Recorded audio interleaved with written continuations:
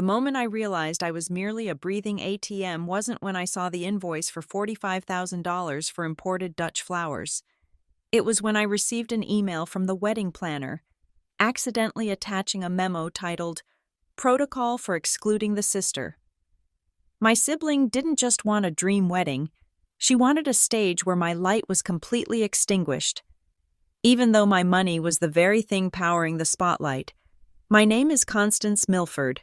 I am 32 years old, and I am the CEO of Apex Skyline Solutions, a commercial real estate consulting firm that dictates the skyline of the Pacific Northwest. From where I sat, inside my corner office on the 42nd floor, Seattle looked less like a bustling metropolis and more like a watercolor painting left out in the rain.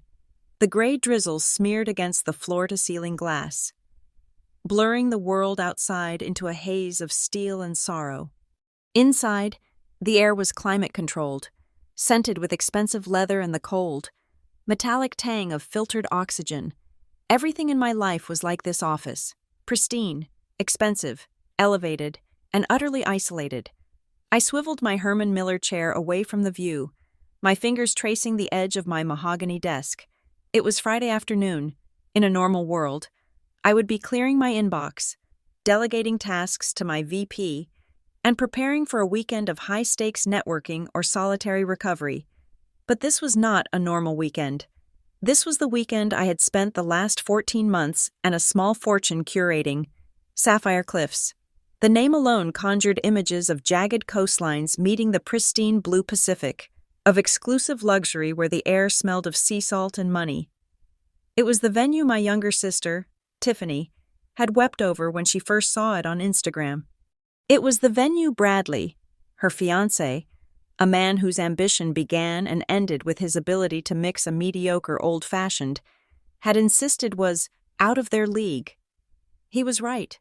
Of course, it was entirely out of their league, but it was not out of mine.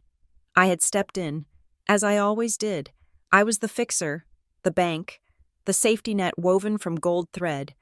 I told them not to worry about the cost. I told them to dream big, and they did. They dreamed so big that the budget had bloated from a generous $75,000 to a grotesque sum that could have purchased a starter home in a decent suburb. I paid it all: the venue rental, the catering by a Michelin star chef, the live jazz band flown in from New Orleans, even the custom floral arrangements that required a climate-controlled van to transport. My phone buzzed on the desk, vibrating against the polished wood. It was a single notification, lighting up the screen. Tiffany. I smiled, a reflex born of habit rather than joy. I assumed it was another panic attack about the weather, or perhaps a last-minute request to upgrade the champagne tower. I picked up the phone, sliding my thumb across the screen to unlock it. The message was long. It was a wall of text, formatted with line breaks that suggested it had been drafted in a notes app, revised, and pasted. "Hey Connie," it began. "I have been doing a lot of meditation lately, really trying to center myself before the big day. Bradley and I have been talking, and we feel like the wedding really needs to be about our intimate connection. We want a sacred space. Your energy is just so big, you know? It's always so professional and intense, and quite frankly, it's a little overpowering. We think it would be best for the vibe of the ceremony if you didn't come to the venue. We want you to celebrate us from afar, sending your blessings spiritually. It's just about maintaining the right aura for us. I know you will understand because you're so logical. Love you." I read it once, then I read it again. The words did not register as language at first. They felt like a physical blow, a dull impact to the center of my chest, my brain, trained to analyze contracts and spot liabilities in complex merger agreements, stalled. Your energy is just so big. Celebrate us from afar. I did not cry. Crying was a reaction for people who had the luxury of vulnerability. I did not have that luxury. Instead, I felt a cold, creeping numbness spreading from my fingertips up my arms. It was the sensation of shock, the physiological response to a sudden trauma. I glanced at the timestamp on the message, 3:45 in the afternoon, at 9 o'clock that morning, exactly 6 hours and 45 minutes prior. I had authorized a wire transfer of $15,000 to the atelier in New York for Tiffany's custom Vera Wang gown. I had paid for the rush shipping. I had paid for the alterations. I had paid for the extra lace she wanted on the bodice because she wanted to look demure yet expensive. $15,000. Gone. And 6 hours later, I was being told my aura was too intense for the event I had purchased. My hand did not shake as I reached for the landline. I dialed the one number that I foolishly believed would offer sanity. My mother, Elena. The phone rang twice before she picked up. The background noise was chaotic. Voices, laughter, the clinking of glass. They were already there. They were at Sapphire Cliffs for the rehearsal weekend. Constance? My mother's voice was breathless, pitched high with excitement. Honey, I can't talk long. The tasting menu is just being brought out and… Mom, I cut her off. My voice sounded strange to my own ears. Flat. Mechanical. Did you know? There was a pause on the other end. The background noise seemed to swell, filling the silence. Know what, dear? Tiffany just uninvited me, I said, via text message. The surprise in her voice was theatrical, poorly acted. Oh, she finally sent it? The air in my lungs turned to ice. Finally? You knew? Constance, listen, my mother sighed. The sound of a woman burdened by a difficult child. Tiff is just… she's very sensitive right now. It's her day. You have to understand. Whenever you walk into a room, you take over. You don't mean to. I know that. But you're so corporate. You're so successful.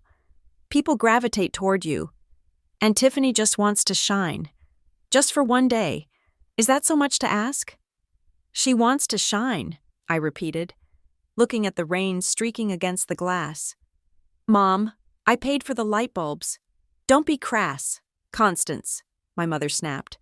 Her tone shifted instantly from cajoling to reprimanding. Always about money with you. This is about feelings. This is about family dynamics. Your sister feels overshadowed. If you love her, really love her, you will step back and let her have this. Be the bigger person. You're always the strong one. Just let her have her moment. She uninvited me to a wedding that cost me over $100,000. Mom, she didn't even call. She was scared you'd argue. Look, we can talk about this later. The appetizers are getting cold. Just send a nice text back, okay? Don't make a scene. Be high class. Bye. The line went dead. I sat there, holding the receiver, listening to the drone of the dial tone. It was a familiar sound, the soundtrack of my childhood. The memories washed over me, not as nostalgia, but as evidence. I remembered being 7 years old, winning the state spelling bee, and having my parents shush me at dinner because Tiffany had scraped her knee and was crying. I remembered my college graduation, magna cum laude, where my parents left early because Tiffany, who had dropped out of community college for the second time, was feeling left behind and needed emotional support. I had always been the capable one, the one who didn't need help, the one who could handle it, and because I could handle it, I was given nothing but burdens. Tiffany was the princess, the fragile flower that needed constant watering and protection. I was the gardener who was expected to toil in the dirt and then disappear when the blooms opened, lest I ruin the view. They called me a snob. They called me cold. They said I thought I was better than them because I moved to the city, built a company, and stopped eating dinner at 4 p.m. But they never hesitated to call me when the rent was due, when the car broke down, or when they needed a wedding that would make their friends jealous. I placed the phone back on the receiver with a gentle click. I opened my laptop. The screen glowed with the blue light of my spreadsheet software. I navigated to the folder labeled Family, then to the subfolder Tiffany's Wedding. I opened the master budget file. It was a masterpiece of organization. Every expense was tracked, categorized, and time-stamped. I scrolled to the bottom line, the summation of my love and obligation, $182,450.33. That was the number. That was the price tag on my exclusion. I looked at the breakdown.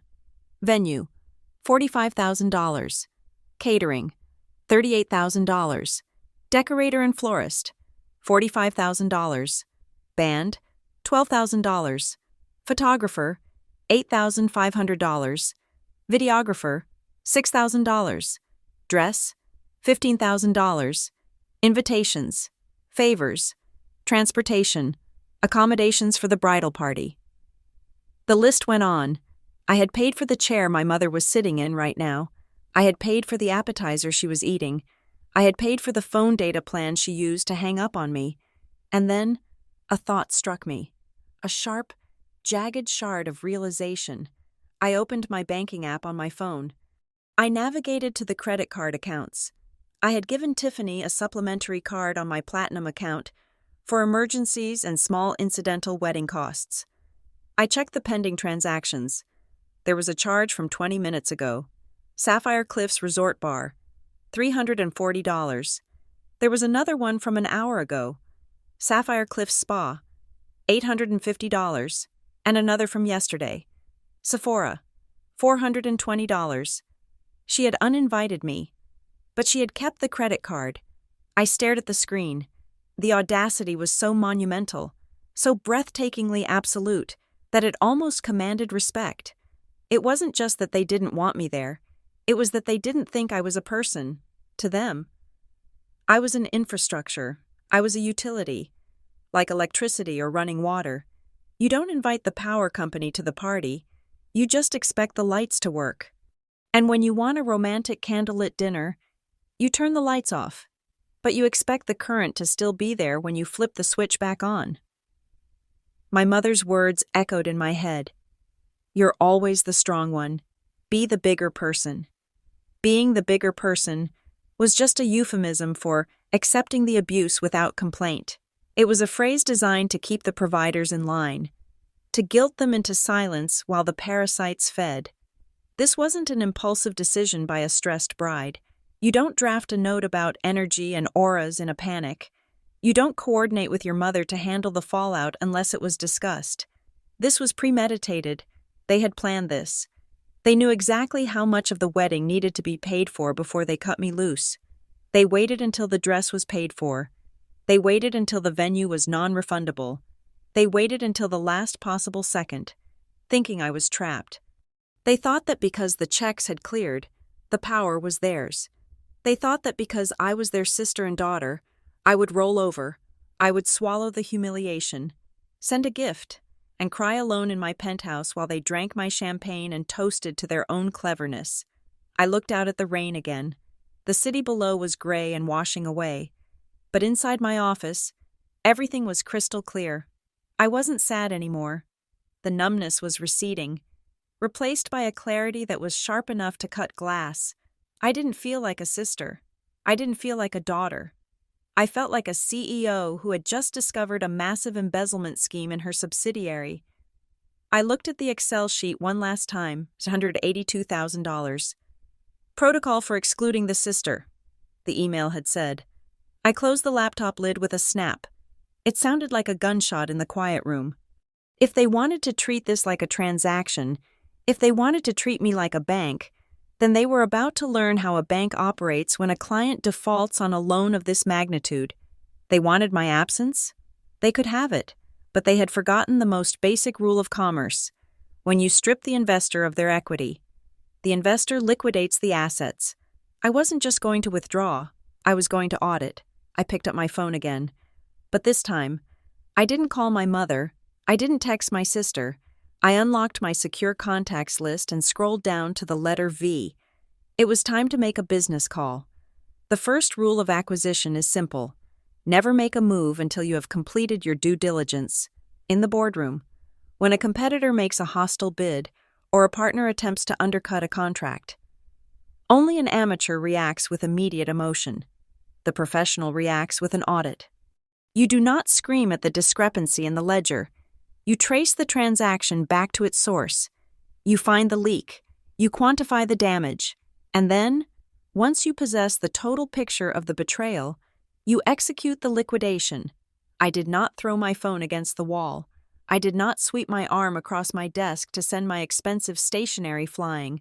I sat perfectly still. The only movement in the room was the rhythmic drumming of the Seattle rain against the tempered glass and the rapid, precise clicking of my fingernails against my laptop keyboard. If my family wanted to treat me like a corporate entity rather than a human being, I would oblige them. I would conduct a forensic audit of our relationship. I opened a new incognito window on my browser. My hands hovered over the keys. Steady and sure. I navigated to the login page for the family iCloud account. It was a shared ecosystem, a digital web that connected all our devices: my parents' iPads, Tiffany's MacBook, Bradley's iPhone, and my own devices. It was meant to be a convenient way to share vacation photos and synchronize calendars. Crucially, it was also an account that I paid for. I covered the monthly fee for the 2 terabyte storage plan because my mother was always complaining about running out of space for her high-resolution photos of her garden. And Tiffany claimed her influencer aspirations required massive amounts of data backup because I was the administrator and the billing contact. I held the master encryption key. They had likely forgotten this fact. People who live on handouts rarely bother to learn how the infrastructure that supports them actually works. I entered the password. The 2-factor authentication code pinged to my backup secure line. I typed it in. The screen flashed, and then the dashboard populated. Photos, notes, locations, and backups. I bypassed the photos. I wasn't interested in their selfies. I went straight to the message backups. There is a terrifying intimacy in reading the digital thoughts of people who claim to love you. It strips away the polite veneer of face-to-face interaction and reveals the raw, unpolished truth of their psyche. I synced the latest backup from my mother's iPad. Knowing it would contain the most comprehensive record of the family group chats, there it was. I did not have to search hard. It was pinned to the top of the message list. Active just 5 minutes ago. The group chat was titled, with a level of cruelty that was almost impressive in its childishness, "The Perfect Wedding. No C." I clicked on the thread. The timeline stretched back 6 months. I began to read, my eyes scanning the text with the same cold detachment I used to review failing quarterly reports. The conversation from 3 days ago caught my eye immediately. Tiffany, I am freaking out. The seating chart looks weird with her at the head table. She is going to wear something designer. I just know it. Remember Christmas? She wore that red vintage Valentino and everyone kept asking her about her promotion. I cannot have that on Saturday. This is my day. Mother. Sweetie, calm down. Constance just likes nice things. Tiffany. It is not just nice things. Mom, it is her whole vibe. She walks in and sucks the air out of the room. If she is there, people are going to talk about her company, her money, how generous she is for paying for everything. I will just be the little sister getting married to the bartender. I do not want to be a charity case at my own wedding. I want to be the star. I paused, absorbing the words. Charity case, that was how she viewed my support. Not as a gift, but as a spotlight that revealed her own inadequacies. I scrolled down. The timestamp indicated this next exchange happened yesterday evening, right around the time I was approving the budget for the imported orchids. Bradley. Look, babe, I agree with you. The vibe is totally off when she is around. She is so stiff. It is like having a compliance officer at a frat party. Plus, honestly, she is an old spinster. She has all that money, but who is she going home to? No one. She is bitter. That is why she throws cash around. To buy people. Tiffany. Exactly. She thinks she can buy us. It is gross. Bradley. Let's just cut her. Tell her it is a small venue thing, or an energy thing. She is into that yoga stuff, right? Use that language. Say her energy is too heavy. Best to leave her at home to watch the dogs. That is about all she is good for anyway. Being a glorified dog sitter. My jaw tightened. Old spinster. I was 32. I ran a multi-million-dollar corporation. Bradley managed the inventory of lime wedges at a dive bar in Belltown. And yet, in his mind, my lack of a mediocre husband rendered me obsolete. But the worst was yet to come. The dagger that truly severed the artery wasn't from the jealous sister or the insecure brother-in-law. It was from the woman who gave birth to me. I found a message from this morning, sent 2 hours before I transferred the money for the dress. Tiffany. Mom, I really want to uninvite her, but what about the final payments? The venue still needs the security deposit and the open bar tab settled. Mother. Don't worry about the money. Tiff, we have to be smart about this. If you uninvite her now, make it sound like you're doing it for her own good. Tell her it is about stress, about giving her a break, massage her ego. If we do it right, she will still feel obligated to pay because she won't want to look petty. She is obsessed with her image. She will pay just to prove she is the supportive big sister. We can send the uninvite text after the dress money clears. I stopped reading. I leaned back in my chair and stared at the gray ceiling of my office. It wasn't just jealousy. It wasn't just a clash of personalities. It was a heist. They had strategized the timing of my expulsion based on the cash flow schedule of the wedding vendors. My mother, the woman who had taught me to tie my shoes, had advised my sister on how to manipulate my psychological need for validation in order to extract the maximum amount of capital before discarding me. I felt a strange physical sensation, a lightness in my chest, where the heavy burden of familial duty had sat for decades. It was gone. The obligation was vaporized by the heat of their malice, but I needed more. In business, you verify everything. Text messages were intent. But I needed to see the structural planning. I navigated away from the messages and opened the Files app within the iCloud backup. I searched for seating. A PDF file appeared, titled final_seating_chart_v4.pdf. The metadata showed it had been created and finalized 2 months ago. I opened it.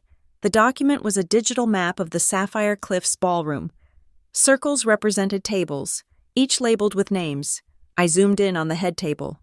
Bride, Tiffany, groom, Bradley, mother of the bride, Elena, father of the bride, Robert, maid of honor, Jessica, Tiffany's college roommate, best man, Mike, Bradley's brother.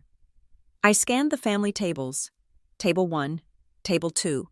I looked for my name, Constance, Connie. It wasn't at the head table. It wasn't at the immediate family table. I searched the document for the string Constance. The search result pinged 0 times in the guest column. Finally, I found it. My name was not listed under a seat. It was listed at the very bottom of the document, in the footer notes, in a small, italicized font used for internal vendor reference. Note: primary sponsor/billing contact, Constance Milford. No seat assignment required. Vendor meals only. Vendor meals only.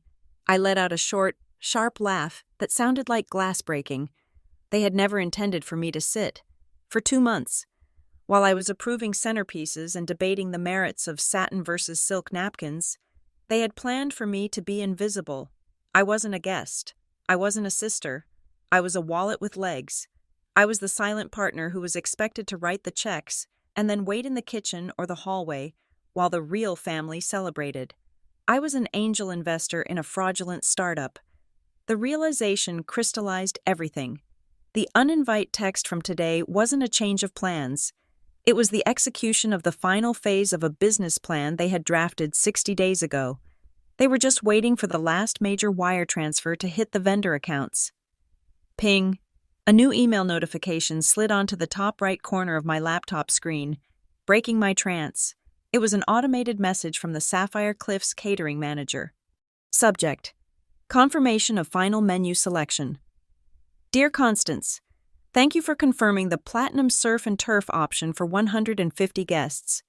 We have locked in the Wagyu beef and the lobster tails flown in from Maine. The final balance has been charged to your card, ending in 4098. I looked at the email.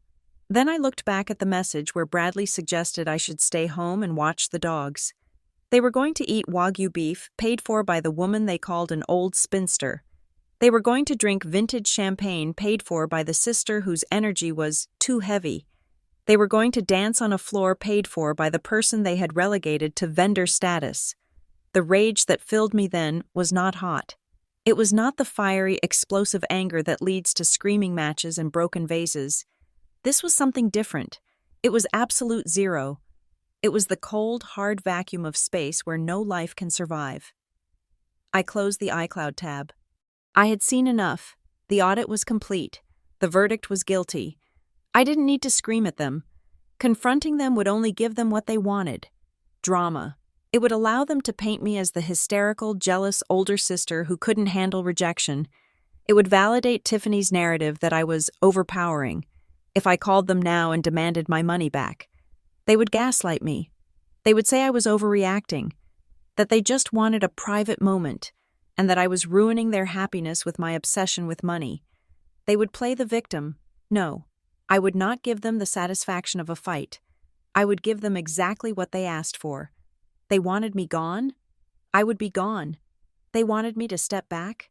I would step back so far I would disappear from the earth. They wanted ownership of their day? I would ensure they owned every single second of it, and every single cent of it. I looked at the clock. It was late afternoon on Friday. The wedding was scheduled for Saturday evening. The contracts were explicit. I knew them by heart because I had drafted the addendums myself. Power in a contract does not lie in the signing. It lies in the termination clause. I reached for my phone again, but not to call family. I opened my secure contacts. I needed to assemble my team. This was no longer a family dispute. This was a hostile takeover defense, and I was about to initiate a scorched earth policy that would leave nothing but ashes and debt in its wake. The campaign of obscurity, as Tiffany had so helpfully named it in her group chat, was about to meet the Constance doctrine. I sat up straight, adjusted my blazer, and dialed. It was time to pull the plug on the life support system I had been providing. Let's see how long the patient survives when the oxygen shuts off. I did not wait for the elevator to reach the lobby before I dialed.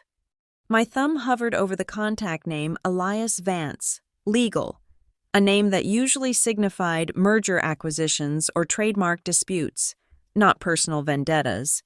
But as I had established in the last hour, this was no longer personal. This was strictly business. Elias picked up on the second ring. He always did. That was why I paid his firm a retainer that could finance a small country. Constance. His voice was smooth, a baritone that had charmed juries and intimidated hostile witnesses for a decade. It is 5 o'clock on a Friday. Unless the SEC is raiding the building, I assume you are calling to confirm our drinks for next week. I need you to meet me at the Obsidian Room, I said, my voice cutting through the pleasantries like a scalpel. Now, bring the standard termination protocols for commercial leasing and a stiff drink. The Obsidian Room? Connie, I am halfway to my boat. Whoa, turn around, I commanded, stepping out of the elevator and into the polished marble lobby of my building. My heels clicked a sharp, militaristic rhythm against the floor. I have a situation regarding the Milford account, specifically, a breach of contract that requires immediate liquidation of assets. There was a pause on the line. Elias knew me better than anyone. We had survived law school study groups and bar exams together before I pivoted to real estate, and he conquered corporate litigation. He could hear the 0-degree temperature in my voice. I will be there in 20 minutes, he said, and the line went dead. 30 minutes later, I was seated in the darkest corner of the Obsidian Room. It was the kind of establishment that prided itself on discretion. The walls were lined with dark velvet. The lighting was low enough to hide secrets, and the whiskey cost more than most people's car payments. I had a thick file folder on the table in front of me. It contained printed copies of every single contract associated with the wedding. My efficient assistant, sensing my mood, had printed and bound them within 10 minutes of my request without asking a single question. Elias slid into the booth opposite me. He was wearing a charcoal suit that cost $5,000 and an expression of wary concern. He did not order a drink. He simply looked at me, his eyes scanning my face for signs of a breakdown. "You look like you are about to acquire a rival company or commit a felony," Elias observed, loosening his tie slightly. "Which one is it?" "Hopefully the former. Potentially both, depending on how you interpret the statutes," I said, sliding the file across the black marble table. Read the first document. Tab A. Elias opened the folder. He put on his reading glasses. A gesture that signaled the shift from friend to counsel. He scanned the document. It was the master agreement with Sapphire Cliffs Resort. Standard venue rental agreement, Elias muttered, his eyes darting across the legalese. Exclusive use of the North Lawn and the Grand Ballroom for 48 hours. Liability clauses. Insurance requirements okay. Here is the signatory page. He paused, tapping his finger on the bottom of the page. Primary lessee. Constance Milford. Not Tiffany Milford. Not Bradley Higgins. You. Keep reading, I instructed, taking a slow sip of my martini.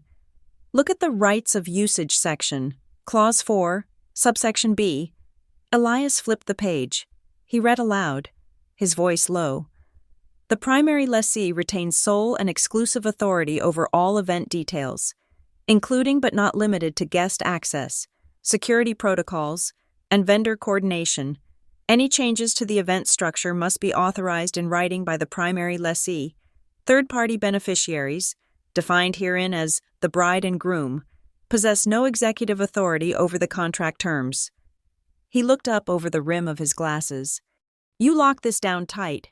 Usually, the person paying is just a guarantor. You made yourself the owner. I treat every expenditure over $10,000 as an asset acquisition, I said flatly. I don't pay for parties. Elias, I lease the rights to host them. Now, look at the vendor contracts. Catering, the band, the florist. Elias flipped through the subsequent tabs. He whistled low, a sound of professional admiration. You ran these through Apex Event Horizons. My subsidiary, I confirmed.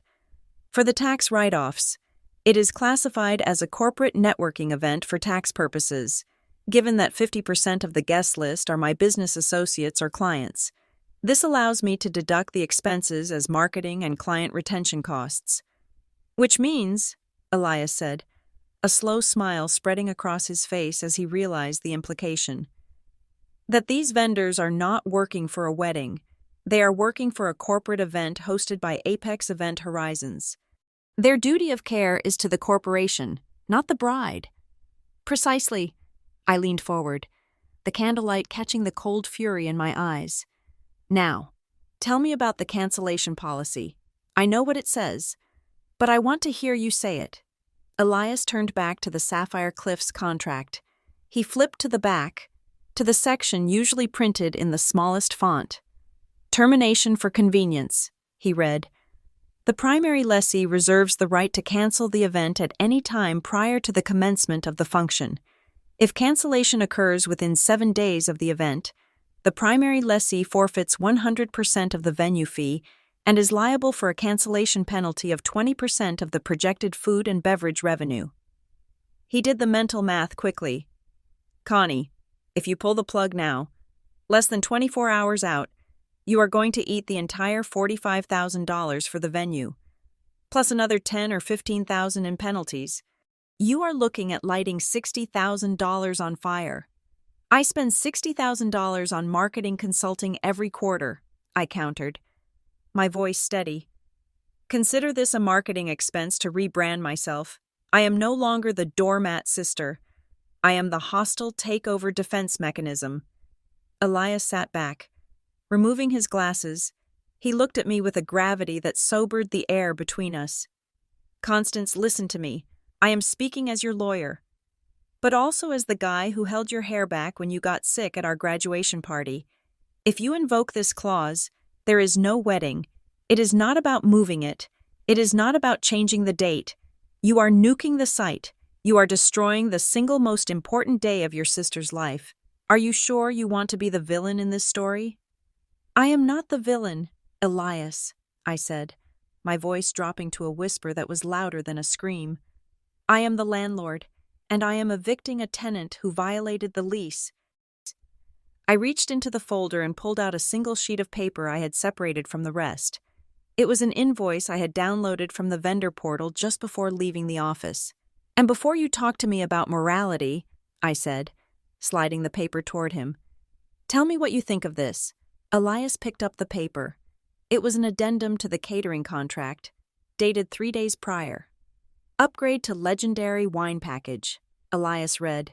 Includes vintage Dom Perignon, an extensive selection of Bordeaux.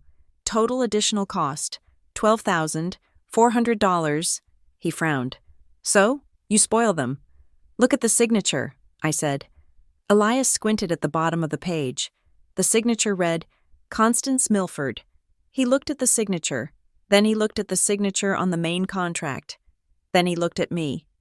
The loop on the C is wrong, Elias said, his lawyer brain engaging instantly. And the slant is too vertical. You write with a heavy leftward slant. I was in Tokyo 3 days ago closing the deal with the Hashimoto Group. I said, I didn't sign that addendum. I didn't authorize it. Tiffany has my login for the planning portal, but she needed a physical signature for a modification of this value. She printed it, signed my name, scanned it, and uploaded it. Elias went very still. The air in the booth shifted. We were no longer talking about a petty family squabble or a canceled party. We were talking about a felony. Forgery, Elias said, the word hanging heavy in the air. Fraudulent inducement, theft of services. Since the amount is over $10,000 and it involves interstate commerce via the digital upload, we are looking at significant criminal exposure. This isn't just a breach of contract. Constance, this is a crime. She wanted the good wine, I said, a bitter smile touching my lips. She wanted the legendary package to impress her friends. She thought I wouldn't notice an extra $12,000 on a bill of $200,000, or she thought I would just pay it like I always do. This changes the leverage, Elias said, his voice dropping to a conspiratorial whisper. If you cancel the wedding, they can try to sue you for emotional distress or tortious interference. It would be a weak case, but they could make noise. But with this, if they make one peep, you hand this to the district attorney. You have a nuclear deterrent. I don't just want a deterrent. Elias, I want an execution. I tapped my fingernail on the table, a sharp, rhythmic sound. I want you to draft the notices. I want them sent to every single vendor, the venue, the caterer, the florist, the band, the security firm. Cite the termination for convenience clause. Authorize the penalties. Pay them immediately from my account so there is no debt outstanding. I want the contracts closed, paid, and voided by midnight. And the reason? Elias asked, pulling a notepad from his jacket pocket. The vendors will ask. Breach of trust, I said, and unauthorized financial liability. Tell the venue that the event is canceled due to the discovery of fraudulent activity by the beneficiaries. That will scare them enough to shut down the hall immediately to protect their own liability. Elias wrote quickly, his pen scratching across the paper. He looked up, his eyes dark. You know what is going to happen, right? The vendors will keep the food. The flowers will die. The band will take the money and stay home. It is a complete waste. No, I corrected him. It is not a waste. It is a reallocation of resources.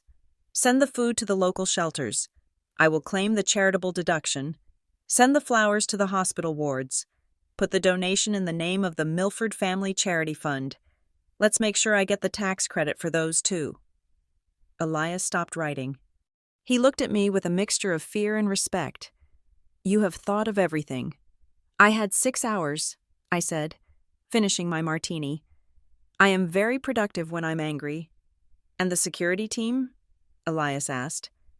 Sapphire Cliffs provides their own, but you hired a private firm for VIP protection, right?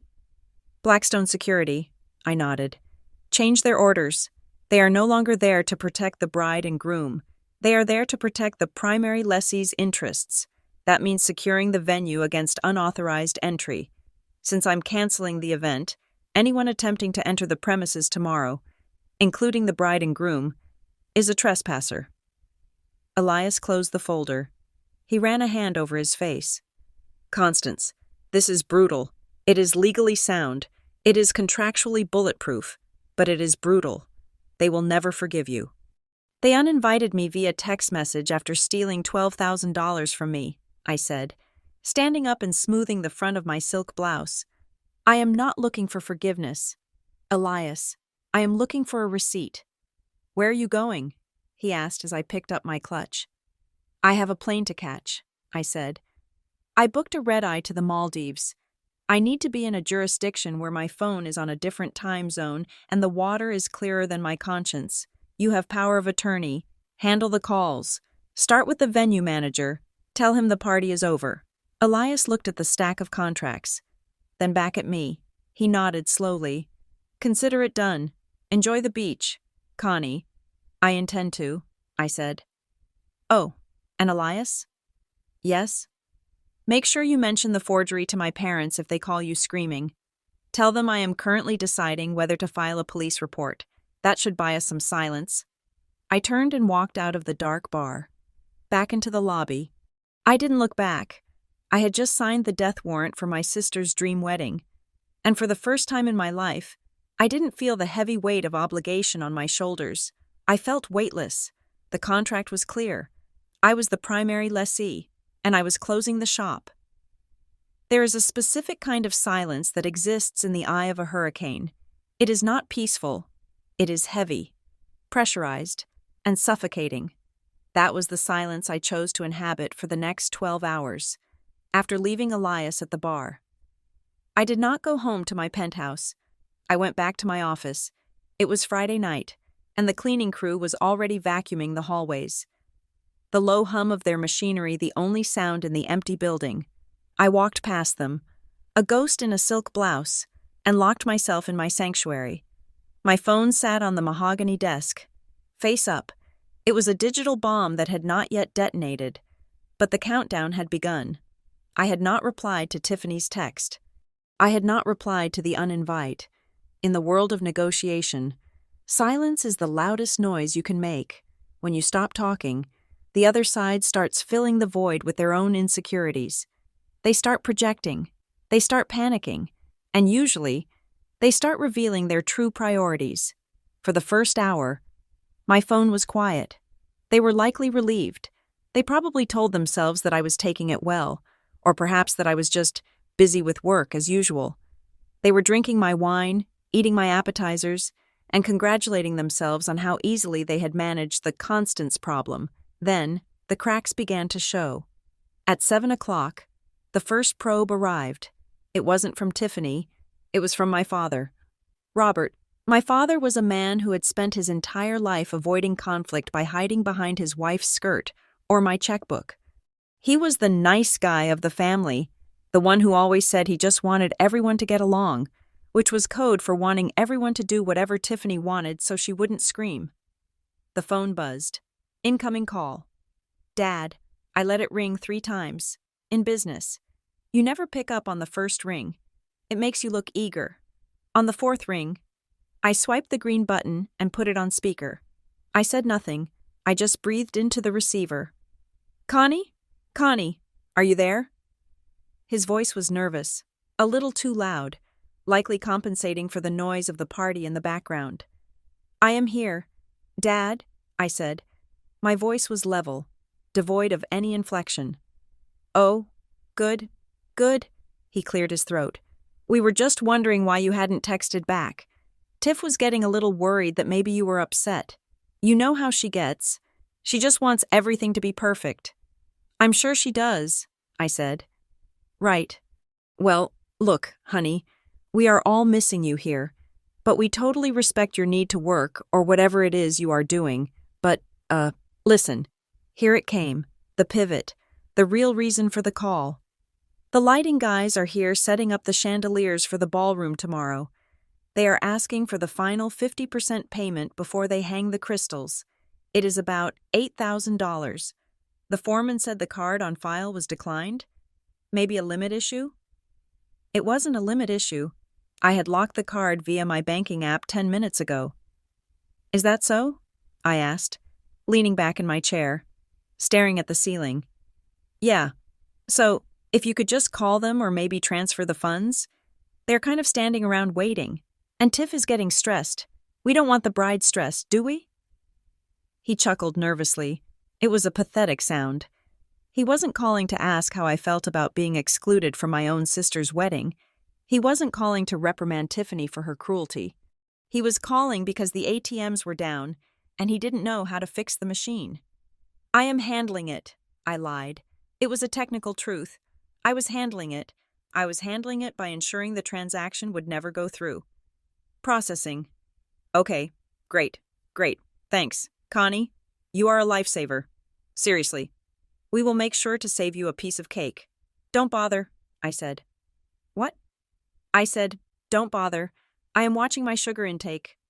"Oh, okay. Well, talk soon. Love you. Goodbye, Robert," I said, and hung up. I hadn't called him Dad in years, but he never seemed to notice. As long as the checks cleared, I could have called him Steve, and he wouldn't have blinked. The strategy was working, by giving him a vague processing confirmation. I had bought myself time. They would assume the money was on its way. They would tell the lighting crew to go ahead and start working, promising that the wire transfer confirmation was imminent. The crew, trusting the reputation of the Milford name, or rather, my name, would likely proceed. That meant when the hammer dropped tomorrow, the humiliation would be physical. The chandeliers would have to come down. 20 minutes later, Tiffany texted. Her courage had obviously been bolstered by my father's report that I was processing the payment. She felt safe again. The monster had been fed, so she could go back to poking it through the bars of the cage. Tiffany. "Hey sis, Dad said you're handling the lights. Thanks. Look, please don't be all dramatic and sulky about today. You know I love you, but honestly, you hate parties. You would have been bored to death listening to the toasts and pretending to like Bradley's friends. This is actually a favor to you. I will send you tons of pics so it's like you were there. Plus, think of all the work you can get done this weekend. Win-win." I stared at the screen. Win-win. She genuinely believed that. In her narcissistic worldview, her rejection of me was a gift. She had convinced herself that erasing me from the guest list while keeping my credit card was an act of benevolence. I looked around my office. It was a cold space, filled with awards and accolades that meant nothing to anyone but me. On the corner of my desk, there was a small cluster of framed photographs. One was a picture of me and Tiffany at Disneyland when we were children. I was 12.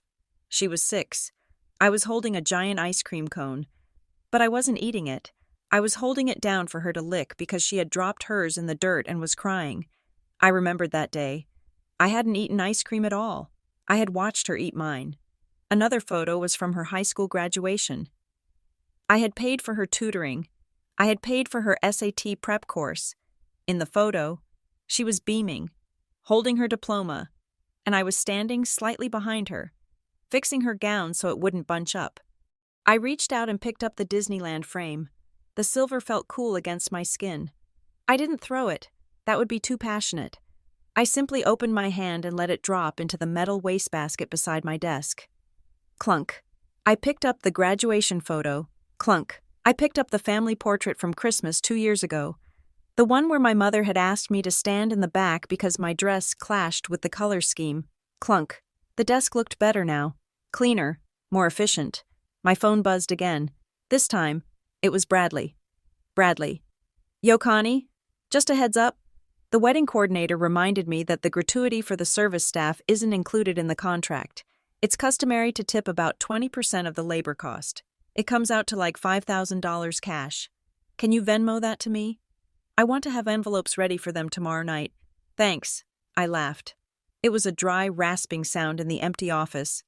He wanted me to Venmo him $5,000 cash so he could hand it out in envelopes and look like the big man. He wanted to play the generous groom using my money. He wanted the staff to thank him. He wanted the applause for a performance he hadn't even rehearsed, let alone paid for. "That old sister only has money, not love," he had written in the group chat. Well, Bradley, now I had neither for you. I didn't reply to him. Let him sweat. Let him wonder if the money would arrive in time. Let him stand there tomorrow night with empty pockets and a forced smile while the waiters looked at him with disdain. The finale of the evening, however, came from my mother. It was nearly 9 o'clock. The rehearsal dinner was likely winding down. They were probably drunk on the expensive wine I had allegedly paid for, feeling sentimental and invincible. Incoming call. Mom. I answered on the first ring this time. I wanted to hear it. I wanted to hear the full extent of their entitlement before I burned the bridge. Constance, darling. Her voice was slurring slightly. She had definitely enjoyed the Chardonnay. We are just heading back to the suites. The view here is simply to die for. You really picked a winner with this place. I am glad you approve of the investment, I said. Oh, stop being so businesslike. It is a wedding, not a merger. Listen, I had a little thought. A stroke of genius, really. Do tell. Well, you know how Tiffany is wearing that stunning Vera Wang you bought? It is gorgeous, but the neckline is just crying out for something substantial, something with history. And I was thinking about your grandmother's diamond collar, the one she left you in the will. I went rigid in my chair. The diamond collar. It was a masterpiece of Art Deco design, platinum and diamonds, appraised at over $60,000. When my grandmother died, she had bypassed my mother, who she knew would sell it for a vacation, and left it directly to me. It was the only thing I owned that felt like it carried genuine love. You want Tiffany to wear Grandma's diamonds? I stated. Just for the ceremony and the photos, my mother rushed to clarify. It would be her something borrowed. It would mean so much to her to have that family connection. Since you aren't going to be there physically, it would be like a piece of you is walking her down the aisle. It is poetic, don't you think? A piece of me, I repeated. Like the piece that wrote the check for the dress? Or the piece that paid for the venue? Constance, don't be petty, she snapped, the alcohol making her irritable. It is just jewelry. It sits in your safe deposit box gathering dust. Let your sister shine. You can have a courier bring it over tomorrow morning. I will make sure she gives it back to the driver right after the reception. Promise. You want me to send a courier with $60,000 worth of diamonds to a wedding I am banned from, I said slowly, ensuring I got the details correct. Oh, banned is such a harsh word. We are just curating the guest list. Come on, Connie, do it for Mom. Do it for the family. Don't be the jealous sister who hoards the jewels. There it was, the trap. If I said no, I was hoarding. I was jealous. I was the villain. But if I said yes, well, if I said yes, I would never see those diamonds again. Tiffany would lose them, or they would be stolen during the reception, and I would be left with an insurance claim and a broken heart. I took a deep breath. I needed to keep them calm. I needed them to go to sleep tonight thinking they had won. I needed them to wake up tomorrow morning expecting a fairy tale, so that the nightmare would hit with maximum impact. You make a compelling case, Mother, I said, forcing a tone of resignation into my voice. I knew you would understand, she squealed. You are a good sister. Connie, deep down, you are... Let's wait until closer to the ceremony, I said. I need to get them out of the vault. I will see what I can do about a courier for the morning. Perfect. Oh, she's going to look like a queen. Thank you. Thank you. Go get some sleep. You sound tired. I am, I said. I am very tired. Mom. Good night, darling. Goodbye, Elena. I hung up the phone. The office was silent again. The rain had stopped, leaving only the wet slick of the city streets below reflecting the neon lights. They wanted the diamonds. They wanted the tip money. They wanted the lighting bill paid. They wanted the photos. They wanted everything I had, everything I was, everything I had built. But they did not want me. I stood up and walked to the window. I looked at my reflection in the glass. I didn't look tired. I looked terrifying. I had given them the rope. I had let them walk straight into the trap they'd set for themselves.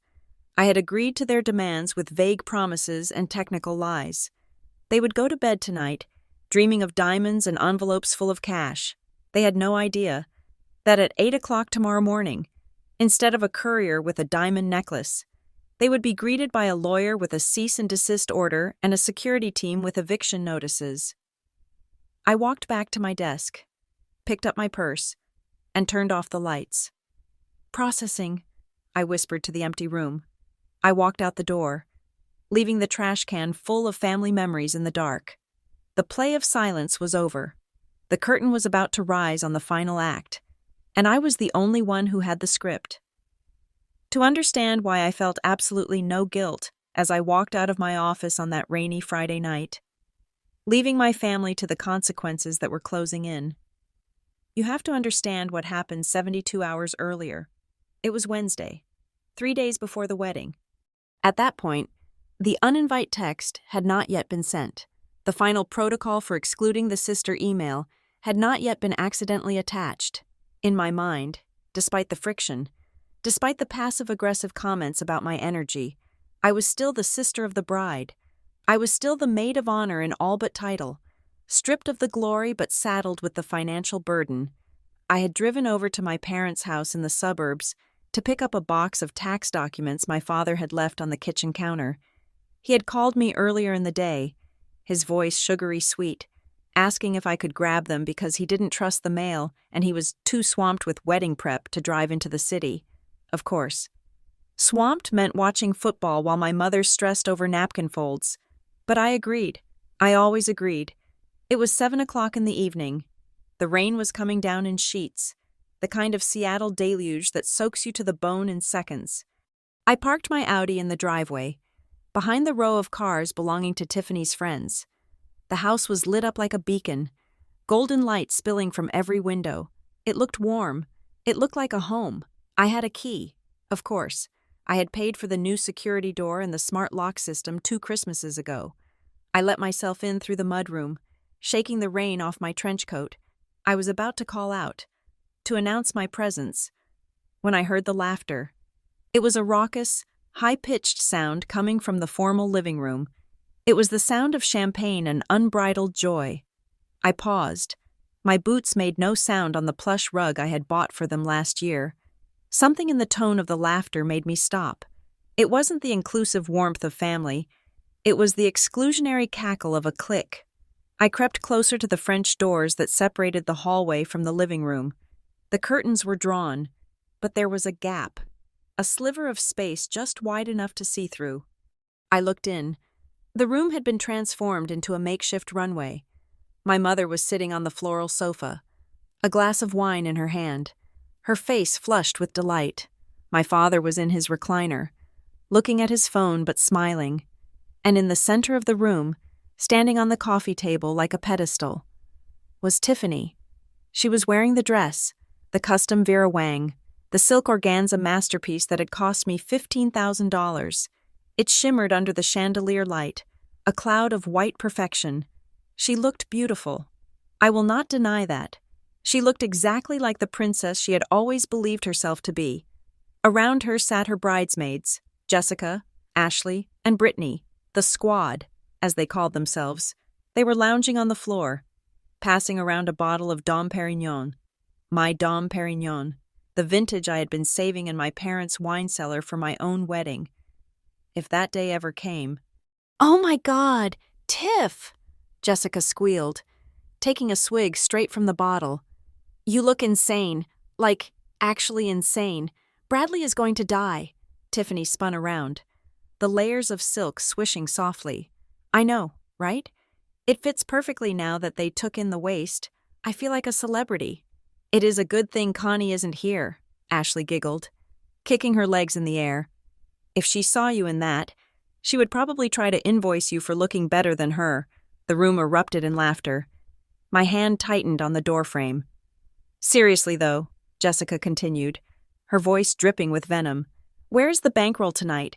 I thought she was supposed to be bringing the tax stuff." "She is coming later," my mother said, waving her hand dismissively. "I told her 8. We have an hour before the buzzkill arrives." I felt a cold stone drop into my stomach. The buzzkill.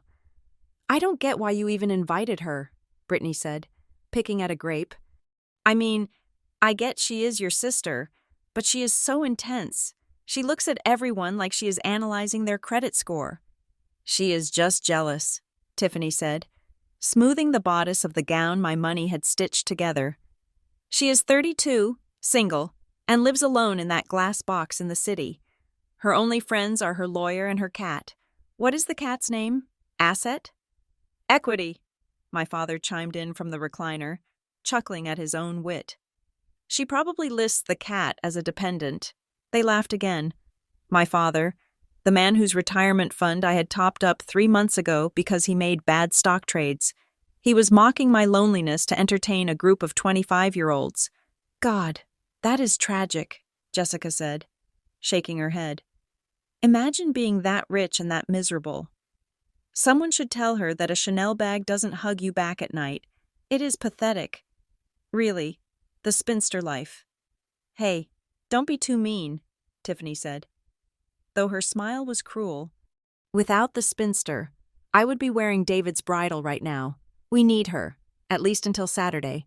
That is the spirit, my mother cheered, raising her glass. Here is to Constance. May her checkbook always be open and her mouth always be shut. To Constance, the girls chorused, clinking glasses. Then my mother's face grew serious for a moment. She leaned forward, lowering her voice, though I could hear every syllable clearly. But seriously, Tiff, when she comes on Saturday, we need to manage her. I don't want her hovering around the head table. She has that face, you know the one, that I am judging your life choices face. It ruins the feng shui. It brings the whole energy down. I know, Mom, Tiffany sighed, rolling her eyes. That is why I uninvited her from the getting ready photos. I told her the room was too small. Can you imagine her standing there in a gray power suit while we are in our silk robes?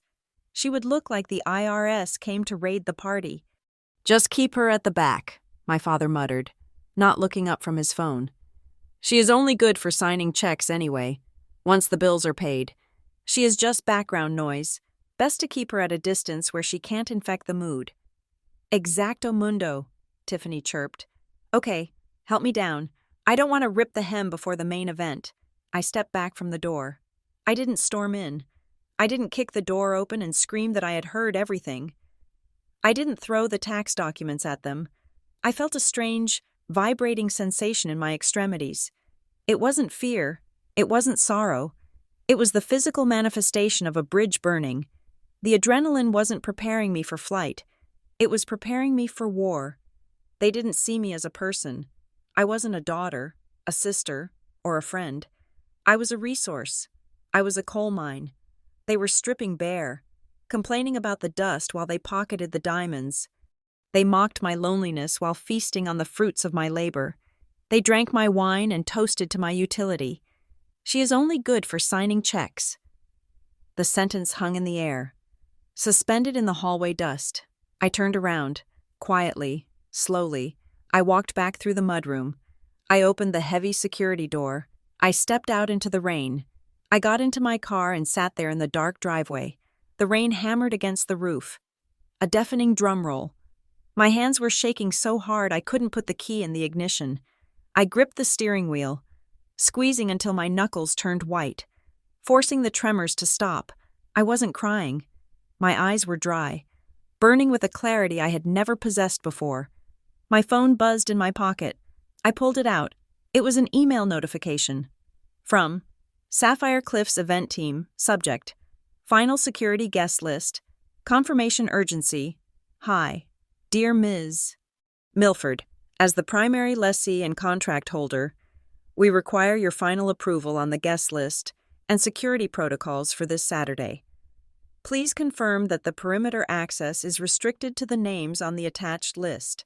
As per our policy for high net worth events, you retain the executive right to modify, restrict, or revoke access to the property up to 24 hours prior to the event start time. I stared at the glowing screen. You retain the executive right. Inside the house, they were laughing at the spinster. They were drinking to my silence. They thought I was nothing but a checkbook. Well, they were right about one thing. I was a checkbook. But they had forgotten that a checkbook is useless if the account owner freezes the assets. I opened my messaging app. I scrolled to Elias Vance. I didn't type a long explanation. I didn't tell him about the eavesdropping or the insults. I didn't need to. We had a contingency plan. A joke we had made years ago when I first started making real money and my family first started asking for it, we called it the Omega Protocol. It was the nuclear option, the scorched earth strategy where I would cut every financial cord and let gravity do the rest. I typed 3 words. Activate Omega Protocol. I hit send. Then, I did something I should have done a decade ago. I went to my contacts. Mother, block caller. Father, block caller. Tiffany, block caller. Bradley, block caller. I went to my settings and filtered all incoming calls from non-contacts to voicemail. I left my work email active. If they wanted to reach me, they could do it through my executive assistant during business hours, like the business partners they claim to be. I started the car. The engine roared to life, a deep, guttural growl that sounded like a beast waking up. I backed out of the driveway, leaving the warm, glowing house behind. I didn't look back at the window where my sister was preening in the dress I paid for. I didn't look back at the parents who thought I ruined the feng shui. I drove back to the city, through the rain, with a singular, icy resolve. They wanted a wedding without me? They wanted to keep me at a distance? I would give them more distance than they could ever afford. That Wednesday night was the death of Constance the sister. Friday morning. When I received the uninvite text, it was merely the autopsy report confirming what I already knew. The body had been cold for 3 days, and now I was ready to bury it. Saturday morning, 7 o'clock. The sun had not yet risen over Seattle, but I had been awake for hours. I was back in my office, not out of necessity, but out of strategy. My desk was clear of emotional debris. No photos, no knickknacks. Just a sleek black laptop, a single shot of espresso, and a list of 5 phone numbers written on a notepad. The Omega Protocol was not a tantrum. It was a surgical procedure, and like any surgery, it required precision, speed, and a complete lack of hesitation. I took a sip of espresso. It was bitter and hot. Exactly what I needed to sharpen my focus. I looked at the first number. Sapphire Cliffs Resort. General Manager. I dialed. Sapphire Cliffs. General Manager's office. A sleepy voice answered. It was early for them, too. This is Constance Milford, I said. My voice was crisp, authoritative. I am the primary lessee for the event scheduled in the Grand Ballroom for tomorrow, Saturday the 1st. Ah, Ms. Milford. Good morning. We are just getting everything prepped for the big day. Is there a last-minute adjustment to the menu? There is an adjustment to the entire event, I corrected. I am invoking Clause 7, Section B of our rental agreement, termination for convenience. There was a pause, a long, confused silence. I am sorry, Ms. Milford? You mean you want to cancel? The wedding is tomorrow. I am aware of the calendar, I said. I am canceling the event, effective immediately. I authorize the full forfeiture of the venue fee and the payment of all applicable penalties. Please charge the card on file. But Ms. Milford, the guests, the setup? We have staff coming in. Send them home, I interrupted, or keep them on the clock to clean up. I don't care. As the contract holder, I am instructing you that the event is void. Furthermore, I require you to lock the Grand Ballroom and the North Lawn. Place the venue under emergency maintenance status. No one is to enter. Ms. Milford, this is highly irregular. Does the bride know? The bride is a guest, I said, my voice dropping a few degrees. I am the client. If you open those doors to anyone other than my authorized legal representatives, you will be in breach of contract, and I will sue for negligence. Do we understand each other? The manager swallowed audibly. Yes, Ms. Milford, we will lock the doors. We will post the maintenance notices. Excellent. Expect a formal confirmation from my attorney, Elias Vance, within the hour. I hung up, one down. I crossed the name off the list with a single. Firm line. Next, catering, Le Grand Gourmet. I dialed. The owner, Pierre, answered himself. He was a man who loved his art, and I was about to destroy his canvas. Pierre, it is Constance Milford. Constance, we have the Wagyu prepping right now. It looks magnificent. Stop the prep. Pierre, I said. The event is cancelled. Cancelled? What happened? A tragedy? A restructuring, I said. Listen carefully. I have paid for the food. I own it. I do not want it thrown away. I want you to take all the raw ingredients, the Wagyu, the lobster, the vegetables, and coordinate with the Seattle Food Bank. Donate it all. Today. Donate the Wagyu? Pierre sounded like he was in physical pain. All of it. And Pierre, I want a receipt for the full market value of the donation. It is a tax write-off. If you cook it, it is a party. If you donate it raw, it is charity. I prefer the charity. And the staff? Pay them for the day. Send them home. You keep the profit margin. Just ensure that absolutely no food is delivered to Sapphire Cliffs. Understood. Constance, it is a shame, a tragedy. It is business, I said. Goodbye. Pierre. I hung up. 2 down.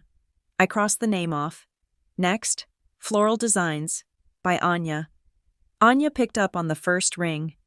Constance, the tulips from Holland just arrived. They are breathtaking. They are also going to a new destination, I said. Cancel the delivery to Sapphire Cliffs. Reroute the vans. Reroute? Where? St. Jude's Hospital and the Shady Acres Retirement Home, I instructed. Distribute the arrangements to the lobby, the nurses' stations, and the patients' rooms. Put a card on every single vase. A card? What should it say? It should read, Compliments of the Milford Family Charity Fund. Make sure the font is elegant. Okay, but the wedding. There is no wedding. Anya, just a very expensive floral donation. Send me the delivery confirmation photos by noon. If a single petal lands at Sapphire Cliffs, I will dispute the entire charge with American Express. Understood. Rerouting now. 3 down. Next, the jazz band. The Blue Note Quartet. Hello? A groggy voice. Musicians were not morning people.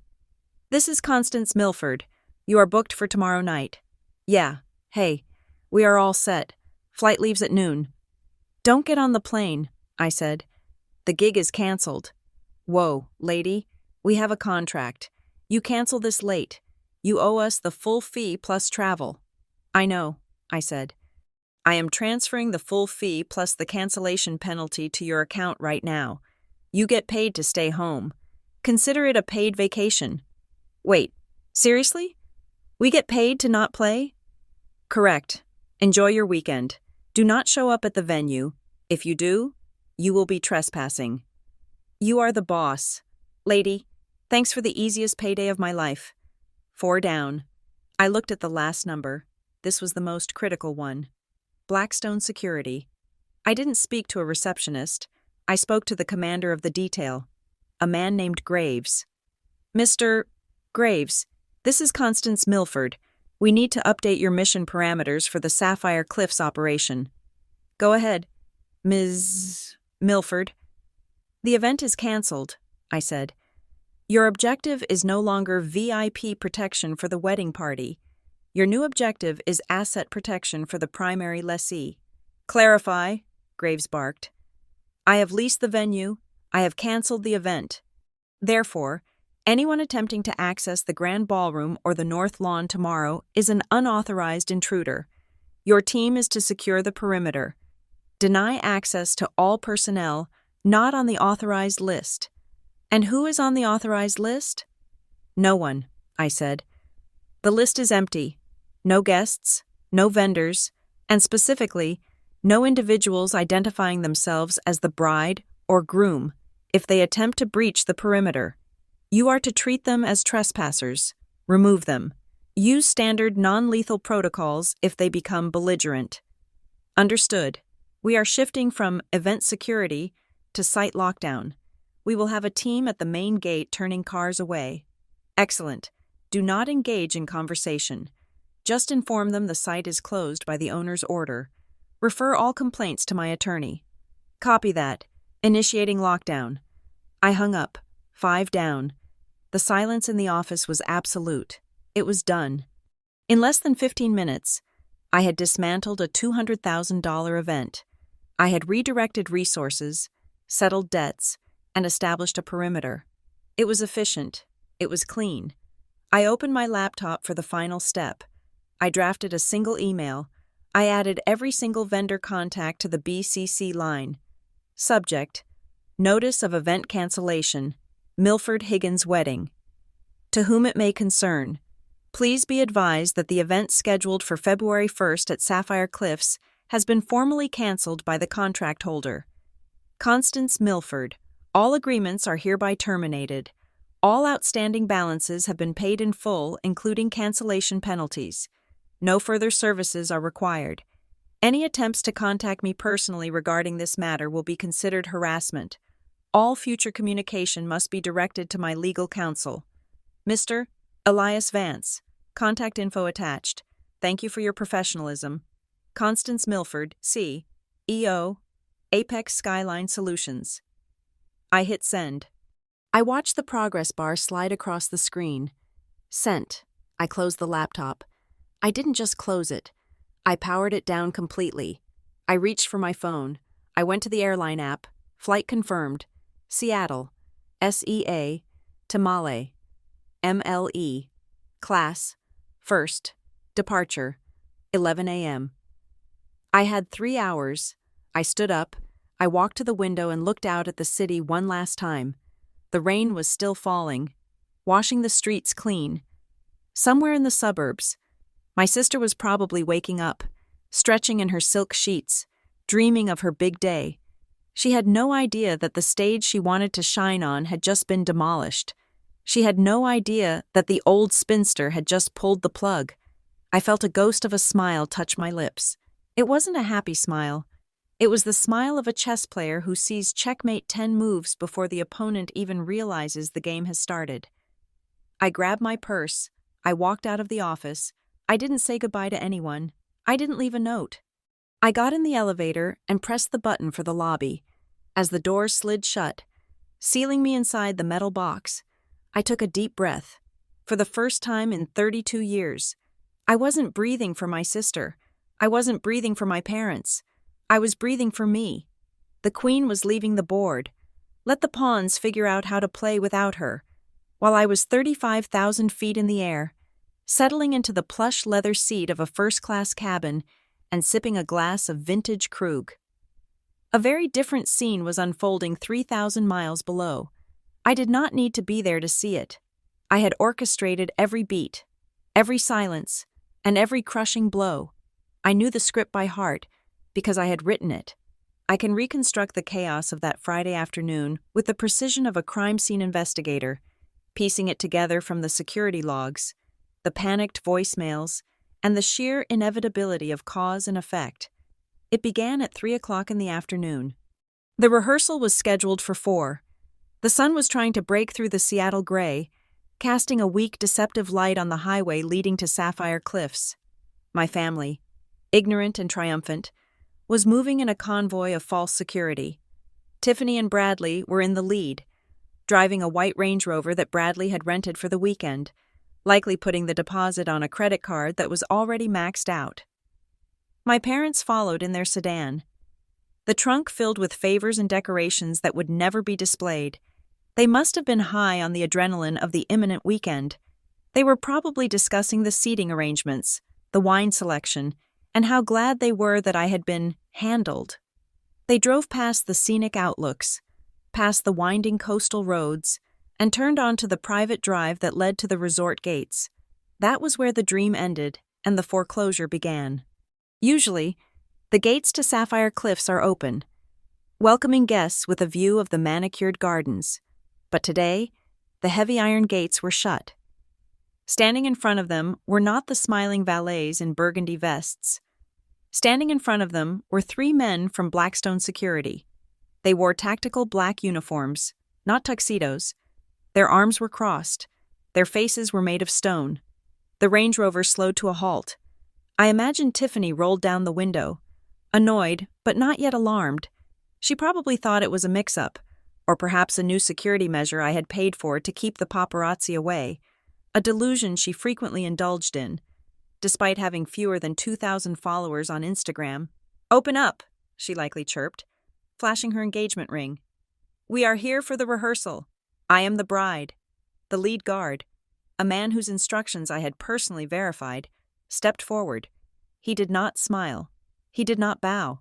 He held a clipboard in his hand, but he didn't look at it. He didn't need to. "The resort is closed," he stated. His voice was flat, projecting the authority of a man who used to clear rooms for a living. "Excuse me?" Tiffany's laugh would have been brittle. "Don't be silly. I am Tiffany Milford, the bride. The wedding is tomorrow. We have the ballroom booked. Just open the gate." "I am afraid that is not possible." "Ma'am," the guard replied, "the event scheduled for tomorrow has been canceled by the contract holder. The venue is under lockdown for emergency maintenance. No entry is permitted." For a moment, the words likely didn't register. Canceled, contract holder, lockdown. These were words that didn't belong in Tiffany's vocabulary. "What do you mean, canceled?" Bradley leaned over, trying to inject some masculine authority into the situation. "My sister-in-law paid for this place. Constance Milford. Check your list." The guard looked at Bradley. It was a look of absolute indifference. "We have checked the list, sir. Ms. Constance Milford is the primary lessee. She contacted the venue this morning and exercised her termination clause. She also issued a specific directive regarding site access." He looked down at his clipboard, then back up at the stunned couple. "The directive states that no unauthorized personnel are to enter the premises. Furthermore, I have a specific exclusion list. Tiffany Milford, Bradley Higgins, Robert and Elena Milford. You are all barred from entry. If you attempt to breach the gate, you will be trespassing on private property." That was the moment the air left the car. Tiffany screamed. It wasn't a scream of fear. It was the scream of a spoiled child who has just been told the toy store is burning down. "You can't do this. I am the bride. It is my wedding. She paid for it. It is mine." She threw the door open and scrambled out of the car. She ran toward the gate, her hands gripping the cold iron bars. "Let me in. Call the manager. Call the police." The guard didn't move. "The police have already been notified of potential disturbances. Ma'am, I suggest you step back from the gate." Behind them, my parents' car had pulled up.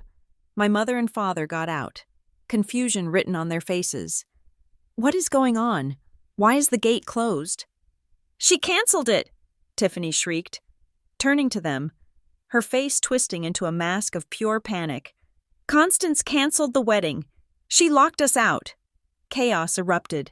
Hands dove into pockets. Phones were pulled out like weapons. This was the moment my phone, safely stowed in the overhead bin of a Boeing 777, began to receive the digital assault. Tiffany called me, straight to voicemail. Bradley called me, straight to voicemail. My mother called me, straight to voicemail. My father called me, straight to voicemail. They called again, and again, and again. The panic rising with every ring that went unanswered. They weren't just calling a sister. They were calling the bank. And the bank had boarded up the windows. "Call her office," my mother yelled, her hands trembling. "Call her assistant. She must be in a meeting. This is a mistake, a terrible joke." My mother dialed the number for Apex Skyline Solutions. She knew it by heart, usually using it to leave messages about dinner plans or guilt trips. This time, she got Sarah, my executive assistant. Sarah is a woman who manages my calendar with the ruthlessness of a wartime general. I had given her very specific instructions before I left. "Apex Skyline Solutions, Sarah speaking." "Sarah, this is Elena Milford, Constance's mother. You need to get her on the line right now. It is an emergency. The hotel is saying she canceled the wedding." "I am sorry, Mrs. Milford." Sarah's voice would have been cool, professional, and utterly unyielding. "Ms. Milford is currently on indefinite leave. She is out of the country and cannot be reached." "Out of the country? What do you mean, out of the country? She was in the office this morning." Ms. Milford departed at 11 o'clock. She has instructed me to inform you that all inquiries regarding the cancelled event should be directed to her legal counsel, Mr. Elias Vance. Would you like his number? I don't want a lawyer. I want my daughter. I am afraid that is not possible. Ms. Milford strictly prohibited any patching of calls. Have a good day, Mrs. Milford. Click. My mother stood there, the phone still pressed to her ear, staring at the closed gates of paradise. The reality was starting to set in. This wasn't a mistake. This wasn't a glitch. This was an execution. But the blows kept coming. The universe, finally aligning with my ledger, decided to deliver the receipts all at once. Tiffany's phone buzzed. It was a call from Floral Designs by Anya. Tiffany answered, desperate for an ally. Anya, thank God. You are there, right? Tell these guards to let us in. The venue is acting crazy. Tiffany? Anya's voice was confused. I am not at the venue. I am at the shop.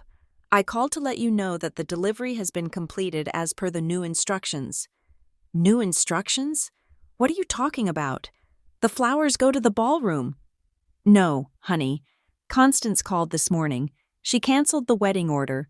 She paid for the redistribution. The tulips and the hydrangeas, all $40,000 worth, have been delivered to the St. Jude's Hospital and the Shady Acres Retirement Home. We just finished the drop-off. You gave my flowers to old people?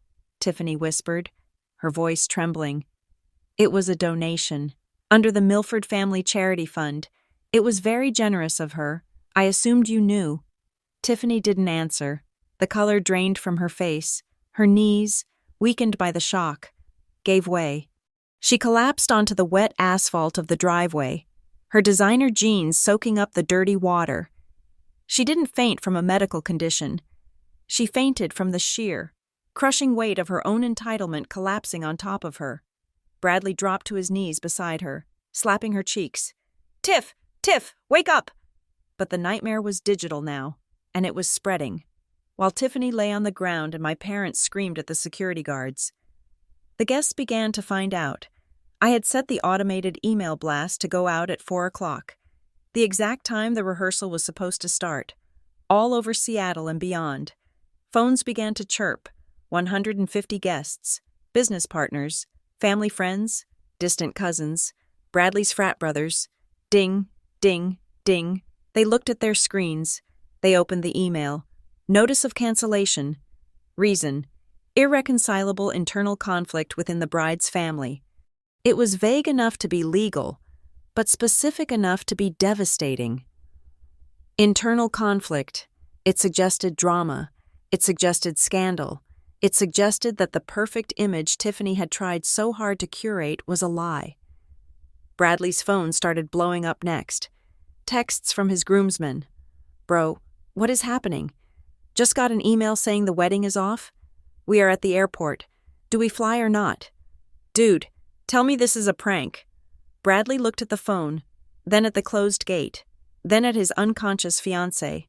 He realized, perhaps for the first time, that he was the captain of a sinking ship, and the ocean was made of debt. He scrambled to his feet. He looked at the guard. Desperation clawed at his throat. Look, man, Bradley stammered, pulling out his wallet. We can fix this. We just need to get in. I will pay for the room, just the room. We can figure out the food later. I have a card. I have a visa. He pulled out his credit card. It was a standard card, chipped and worn. It was the card of a man who managed a bar, not the card of a man who rented resorts.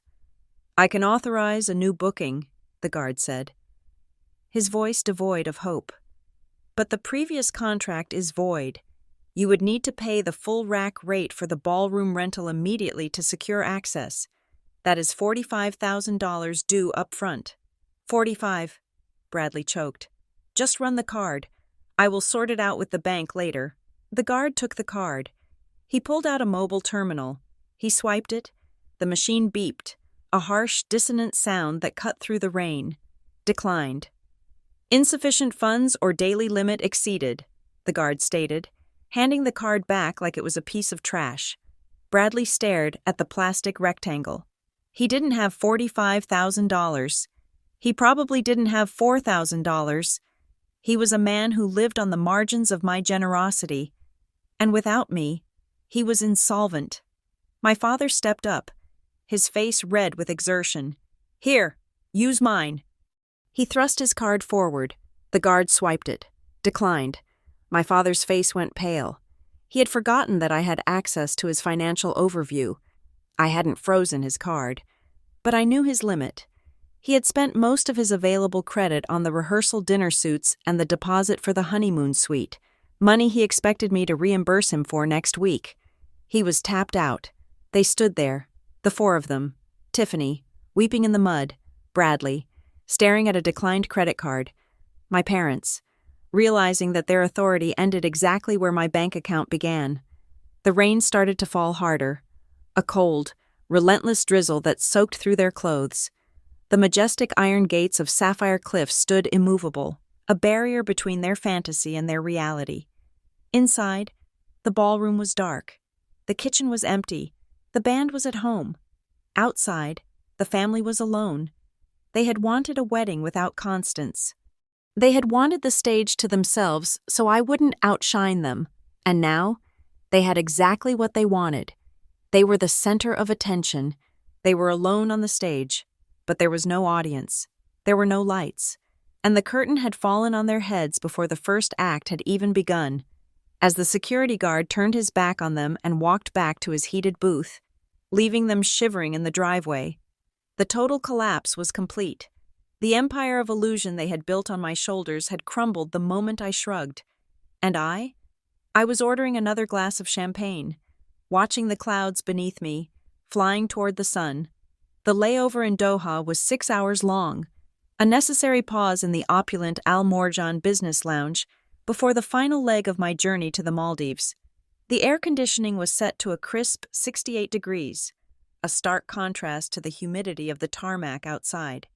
I sat in a private pod, a flute of champagne resting on the marble side table, my phone propped up against a leather-bound menu. I was not looking at stock prices. I was not reading emails. I was watching a performance art piece titled, "The Victimhood of Tiffany Milford." It was Friday night in Seattle, 7 o'clock in the evening, the time when the rehearsal dinner should have been serving the first course of seared scallops. Instead, my sister was sitting on the floor of what looked like a Motel 6, illuminated by the harsh, unflattering light of a bedside lamp, broadcasting live to the world. She had gone live on both Facebook and Instagram simultaneously. The stream count was climbing rapidly. 300 viewers, 500, 1,000. Tragedy, after all, is the most consumable form of entertainment. Tiffany looked devastated. Her mascara was smeared artfully down her cheeks, a technique she had likely perfected during her theater phase in high school. Her hair was messy. She was wearing a Sapphire Cliffs hoodie, a piece of merchandise she must have bought from the gift shop before being escorted off the premises, wearing it like a war medal. I don't even know where to start, she sobbed into the camera, sniffing loudly. "We are devastated, absolutely devastated. You guys know how hard I have worked for this day. You know how much this wedding meant to me and Bradley." She paused to wipe a tear, checking the screen to make sure the angle was still flattering. "My sister."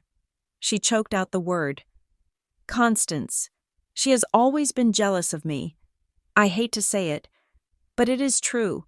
She has some mental health issues that we have tried to keep private for years. She is very unstable. Today, just because I didn't answer one of her texts immediately, she snapped. She called the venue and canceled everything. She ruined the happiest day of my life out of pure, spiteful malice because she can't stand to see me happy." The comments section was scrolling by so fast, it was a blur of angry emojis and supportive text. User_Jenna99. "Oh my God, that is evil. Sue her. User_Brads. Mom. I always knew she was cold. What a witch. User_. Party girl. This is abuse. Financial abuse. You poor thing. User_. Guest 101. Is the wedding really off? We are at the hotel. Tiffany saw the comments and leaned in closer, dropping her voice to a conspiratorial whisper. She is a narcissist. You guys, a total control freak. She held the money over our heads like a weapon, and when I wouldn't let her control every single detail, she pulled the plug. She left us stranded. My parents are crying in the next room. We have nowhere to go. She even canceled the food. Who does that? Who throws away food? I took a sip of champagne. The bubbles were crisp, biting. For a moment, the narrative was slipping away from me. The internet loves a crying bride. They love a villain, and a rich, cold, older sister is the perfect archetype to hate. My LinkedIn notifications were already starting to ping with messages from concerned connections who had seen the stream. My reputation, carefully built over a decade of ruthless efficiency, was being eroded by a 26-year-old with an iPhone and a persecution complex. A lesser person would have commented. A lesser person would have called into the live stream and screamed the truth. I am not a lesser person. I am a data analyst. I am a strategist. And I know that in the court of public opinion, hearsay is flammable, but documentation is explosive. I opened my laptop. I did not engage with the live stream. I did not report it. Instead, I opened a folder on my desktop that I had compiled during the flight. I opened Google Drive. I created a new public folder. I titled it simply, Why I Canceled a $200,000 Wedding. Inside, I uploaded 5 subfolders, each labeled with the precision of a court exhibit. Exhibit A, the ledger. This contained the PDF receipts of every single transaction, the venue, the dress, the flowers, the total sum of $182,450.33. I highlighted the column that showed my contributions versus Tiffany's contributions. Mine was 100%. Hers was 0. Exhibit B, the uninvite. I uploaded a screenshot of the text message she had sent me that morning, the one about my heavy energy and how I should celebrate from afar. I captioned it. The timestamp shows this was sent 6 hours after I paid $15,000 for her dress. Exhibit C, the group chat. I uploaded the exported chat logs from The Perfect Wedding. No C. I highlighted the specific messages where they called me a cash cow, an old spinster, and discussed the strategy of uninviting me only after the checks cleared. I made sure Bradley's comment about me being good only for watching the dogs was front and center. Exhibit D, the audio. I uploaded the audio file I had pulled from my parents' home security system, a system I paid the monthly subscription for, which gave me remote administrative access. It was the recording from Wednesday night, the buzzkill conversation, the sound of them laughing at my loneliness, the sound of my mother saying my face would ruin the feng shui. Exhibit E, the felony. This was the coup de grace.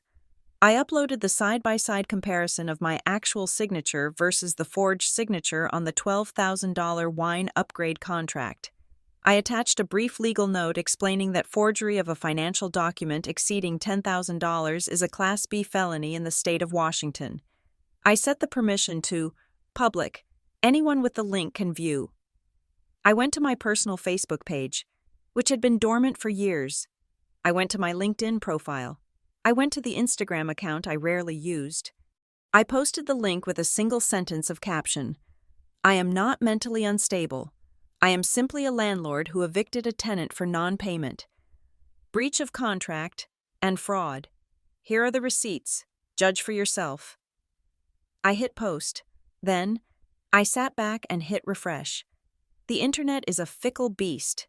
It moves like a school of fish. One sudden movement, and the entire mass changes direction instantly. For the first 3 minutes, nothing happened. Tiffany was still crying on screen, talking about how she might have to start a GoFundMe to pay for the hotel room. Then, the comments on her livestream changed. It started with one user, user_Detective X. Tiffany? Have you seen what your sister just posted? Then another, user_Truthseeker. I just read the group chat logs. You guys are disgusting. Then the floodgates opened. User Karma Police. You uninvited her after she paid for the dress? And you called her a bank? User lawyer up. Wait, did you actually forge her signature on a $12,000 wine tab? Girl, you are going to jail. User_Seattle.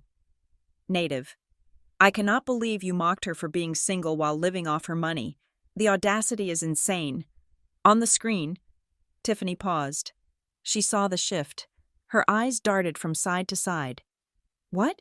What are you guys talking about? What link? Someone in the room with her, probably Jessica, the maid of honor, must have checked their phone. I heard a gasp off camera. Tiff! Jessica's voice was a whisper of pure horror. Tiff, you need to stop.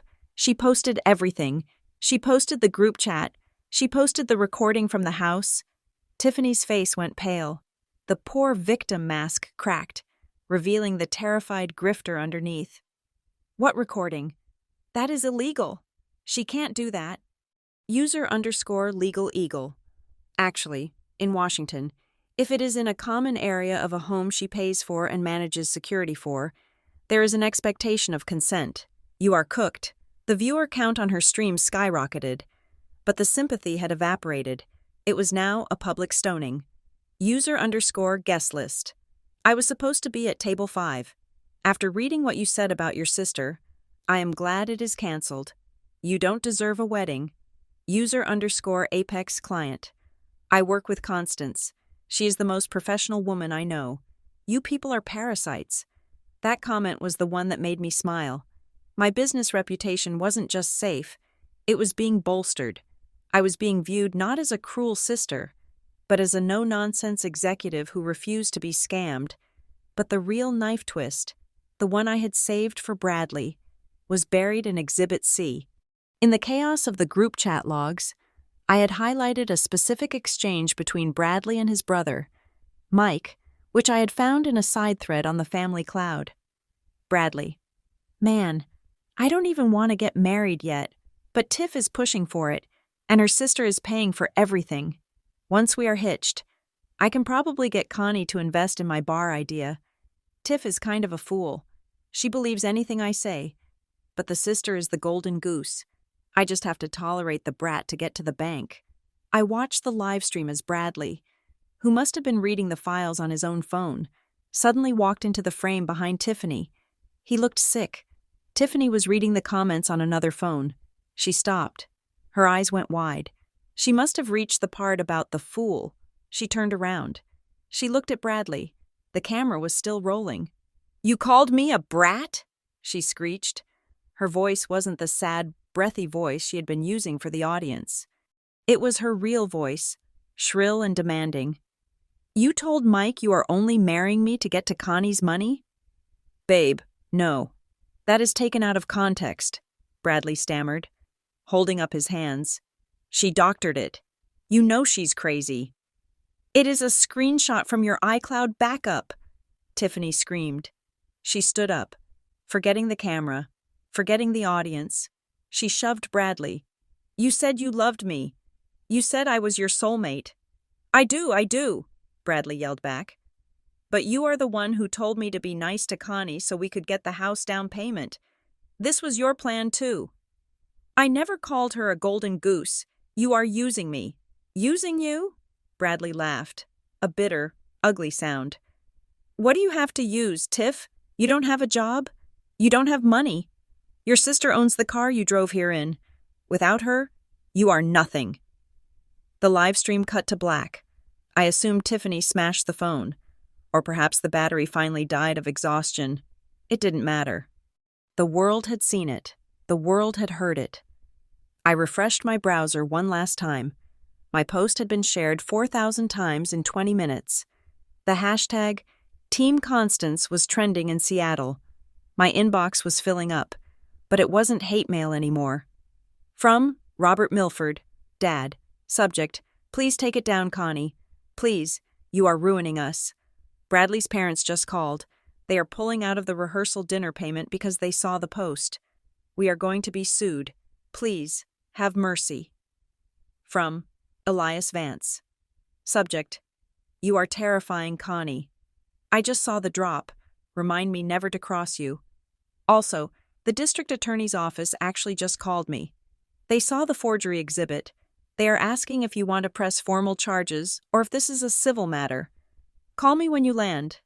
I closed the laptop. The lounge attendant approached me, a polite smile on her face. Ms. Milford, your flight to Malé is ready for boarding. Would you like a buggy to the gate?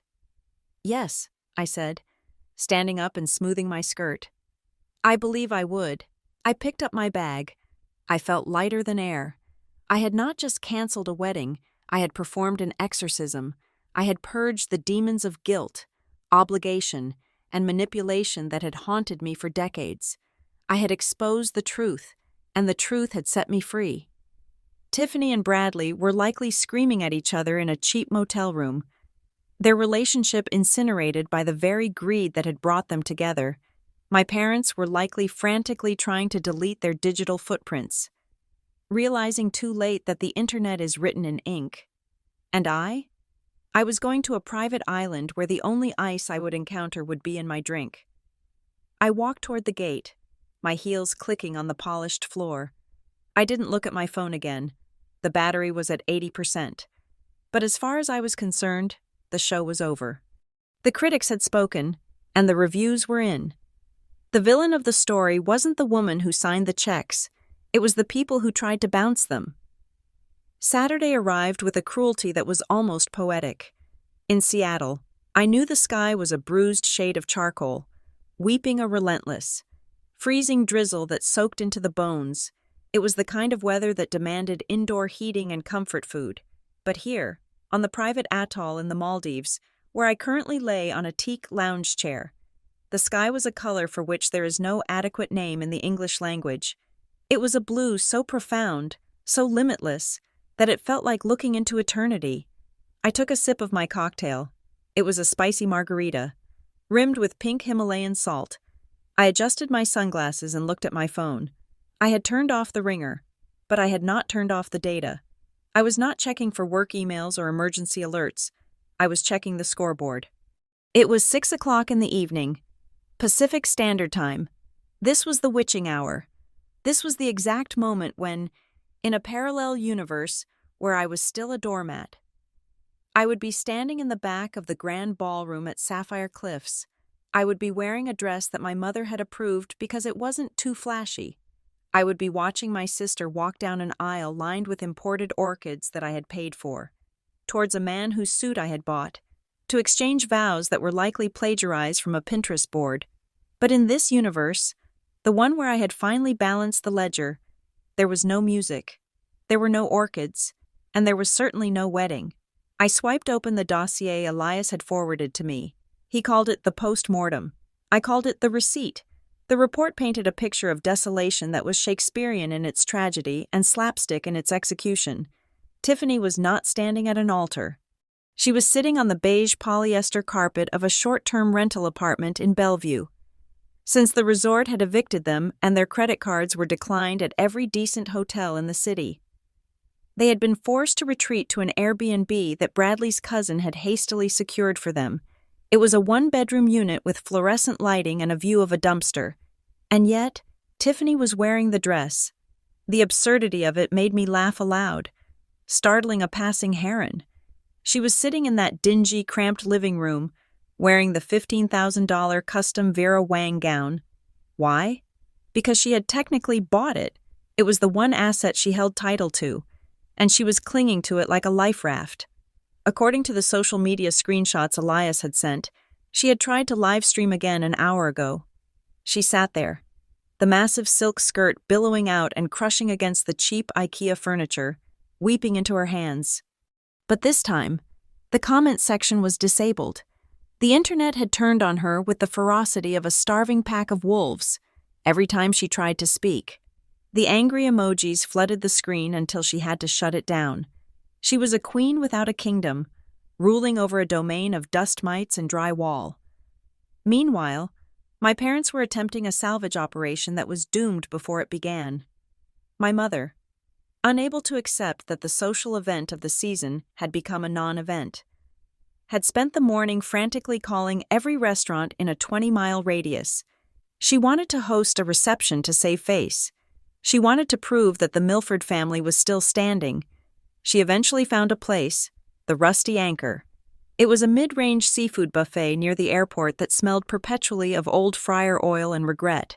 She sent out a mass text to the 150 guests. Change of venue. We will be celebrating love and resilience at the Rusty Anchor at 7 o'clock. Please join us for an intimate gathering. Elias reported that at 7 o'clock. There were exactly 6 people at the restaurant. My parents, Tiffany, Bradley, Bradley's brother, Mike, and one great-aunt who didn't have a smartphone and hadn't seen the news about the cancellation. The rest of the guests? They were gone. Most of the out-of-town guests, many of whom were my business associates or clients, had canceled their flights the moment they saw my "Why I Canceled" folder. They weren't going to fly across the country to support a family that had been exposed as fraudsters. They sent polite regrets to my office email, apologizing for the confusion and distancing themselves from the toxic fallout. The locals simply ghosted. No one wanted to be associated with the evil sister narrative anymore. They had seen the receipts. They knew who the real villain was. I closed my eyes and imagined the scene at the Rusty Anchor. I pictured my mother in her mother-of-the-bride gown, sitting at a sticky table, watching the buffet trays of lukewarm crab cakes go untouched. I imagined my father checking his watch, realizing that he was going to be stuck with the bill for a party no one attended. But the final blow, the one that truly severed the rotting limb of this family tree, came from the groom, Bradley Higgins, the man who wanted to marry into money but forgot to check whose name was on the checks. According to a text from Mike, who apparently had no loyalty to his brother and wanted to stay on my good side in case I ever needed a bartender, the breakup happened right there in the parking lot of the seafood buffet. It wasn't dramatic. It was pathetic. Bradley told Tiffany he couldn't handle the pressure. He told her that the social media backlash was affecting his mental health. He told her that their relationship had become too toxic due to the public scrutiny. We all knew the truth. He looked at Tiffany and realized the ATM was broken. He realized that marrying her didn't mean access to the Milford fortune. It meant access to the Milford debt. He saw a future of lawsuits, social pariah status, and a wife who expected a lifestyle he could never provide on a bartender's tips. So he walked. He literally got into his brother's car and drove away, leaving Tiffany standing in the rain in her $15,000 dress, screaming at his taillights. "Good riddance," I whispered to the ocean breeze. But I wasn't done. The emotional destruction was satisfying. But I am a businesswoman. I needed to close the financial loop. I opened my email app and composed a new message to Elias. Subject: The wine incident. Elias, proceed with the formal demand letter regarding the forgery. I want it sent to my parents' email immediately. Copy Tiffany. Elias, efficient as ever, replied within 3 minutes. Done. The letter states that unless the sum of $12,400 is returned to your account within 48 hours, we will be filing a police report for identity theft and fraud against Tiffany Milford. I also noted that as accessories after the fact, who knowingly benefited from the fraud. Your parents could face civil liability. I smiled. It was the perfect checkmate. My phone buzzed almost instantly. Incoming call. Robert Milford. I didn't answer. I watched the screen light up, vibrating against the teak wood. He called again, and again. Finally, a voicemail notification popped up. I tapped play, holding the phone away from my ear. Constance. My father's voice was ragged. He sounded like he had aged 20 years in 24 hours. Please, you have to stop this. Elias just sent us a letter threatening jail time. For your sister? For a few bottles of wine? We are at a buffet. Connie. Bradley just left her. She is hysterical. We don't have $12,000. You know we don't. Please, just drop it. We are sorry, okay? We are sorry. Just make it stop. I deleted the voicemail. We are sorry, he said. Not, we were wrong. Not, we hurt you. Just, we are sorry because we are facing consequences. They weren't sorry they did it. They were sorry I caught them. They were sorry the free ride was over. They were sorry that the old spinster had turned out to be the executioner. I texted Elias back. No deals, no extensions. They have 48 hours. If the money isn't there, file the report. Tell them my client, me, is not interested in apologies. She is interested in justice. I set the phone down. The sun was beginning to set, painting the sky in streaks of violet and gold. The water lapped gently against the stilts of my overwater villa. My phone chimed with a different tone, a soft ding-ding. I glanced at it. It was WhatsApp.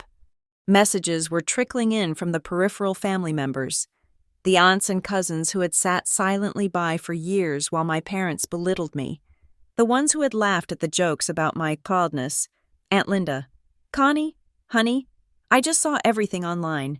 I had no idea they treated you like that. I am so sorry I didn't reach out sooner. We love you. Cousin Sarah. Hey, Con. Just wanted to say, I think you are a badass. Tiffany is crazy. Let's grab lunch when you are back. Uncle Dave. Just read the files. Unbelievable. You did the right thing. Kiddo. Hope you are okay. I looked at the messages. They were trying to pivot. They sensed the power shift.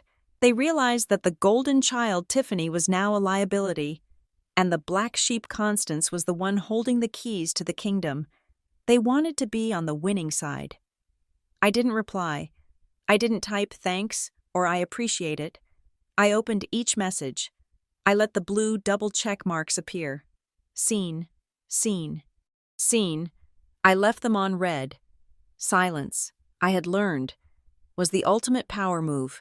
By not replying, I was telling them that their approval was irrelevant to me. I didn't need their validation. I didn't need their belated support. I had saved myself, and that was enough. I stood up and walked to the edge of the deck. Below me, the Indian Ocean was warm and inviting. I thought about Tiffany in her stained dress, sitting in that rental apartment. I thought about the silence of the empty ballroom at Sapphire Cliffs. I thought about my father staring at a bill he couldn't pay. It was a tragedy, yes, a destruction of a family unit. But standing there, with the wind in my hair and the taste of salt on my lips, I didn't feel a shred of regret. I felt free. I had paid for the wedding to buy their love. I had canceled the wedding to buy my freedom. And looking at the sunset, I realized it was the best investment I had ever made. I raised my glass to the empty horizon. To the bride, I whispered, and to the groom, and to the bankruptcy of everything that wasn't real. I finished the drink, turned off the phone completely, and dove into the water. 2 weeks later, the rain in Seattle hadn't stopped, but I had. I returned from the Maldives with a tan that spoke of leisure and a mindset that spoke of iron. I did not go back to my old apartment. That space held too many memories of late-night calls from Tiffany begging for money, of my mother sitting on my sofa criticizing my drapes. I had sold it remotely while I was sitting on the beach. Instead, I moved into the Spire. It was a new development, a glass needle piercing the clouds. My penthouse was on the 55th floor, accessible only by a private elevator that required a biometric scan. It was a fortress of solitude, impenetrable and silent. But I knew they would find me. Not at home. They didn't know where I lived anymore. But at work. The office was the one variable I couldn't change overnight. It was Tuesday morning. The reception desk called me at 10 o'clock. Ms. Milford, the receptionist's voice was tight, anxious. Your family is here. They are demanding to see you. They say it is urgent. Let them wait, I said, not looking up from my quarterly projections. I will be down in 20 minutes. I made them wait 30, when I finally descended to the lobby. The scene that greeted me was pathetic. Tiffany looked like a ghost of the girl who had preened in a Vera Wang gown just 2 weeks ago. She was wearing sweatpants and no makeup. Her hair was pulled back in a messy bun, and her eyes were swollen, red-rimmed from days of crying. My parents stood beside her, looking shrunken. My father's suit was wrinkled, as if he had slept in it. My mother, usually so put together, looked frayed, her hands clutching her purse like a lifeline. They were not there to apologize. I knew that instantly. I could see it in their eyes, the desperate, hungry look of people who were drowning and looking for a rock to cling to. They saw me step off the elevator. I was wearing a white suit, sharp and pristine. I looked like success. They looked like failure. "Constance!" My mother surged forward, her arms open as if to embrace me. "Oh, thank God! Where have you been? We have been so worried." I held up a hand. The gesture was small, but it stopped her cold. "Stay there," I said. My voice was calm, projecting easily across the quiet lobby. "State your business." "State our business?" Tiffany's voice cracked. "Connie, we are your family. Why are you doing this? Do you know what has happened to us?" "I have read the reports," I said. "Bradley left you.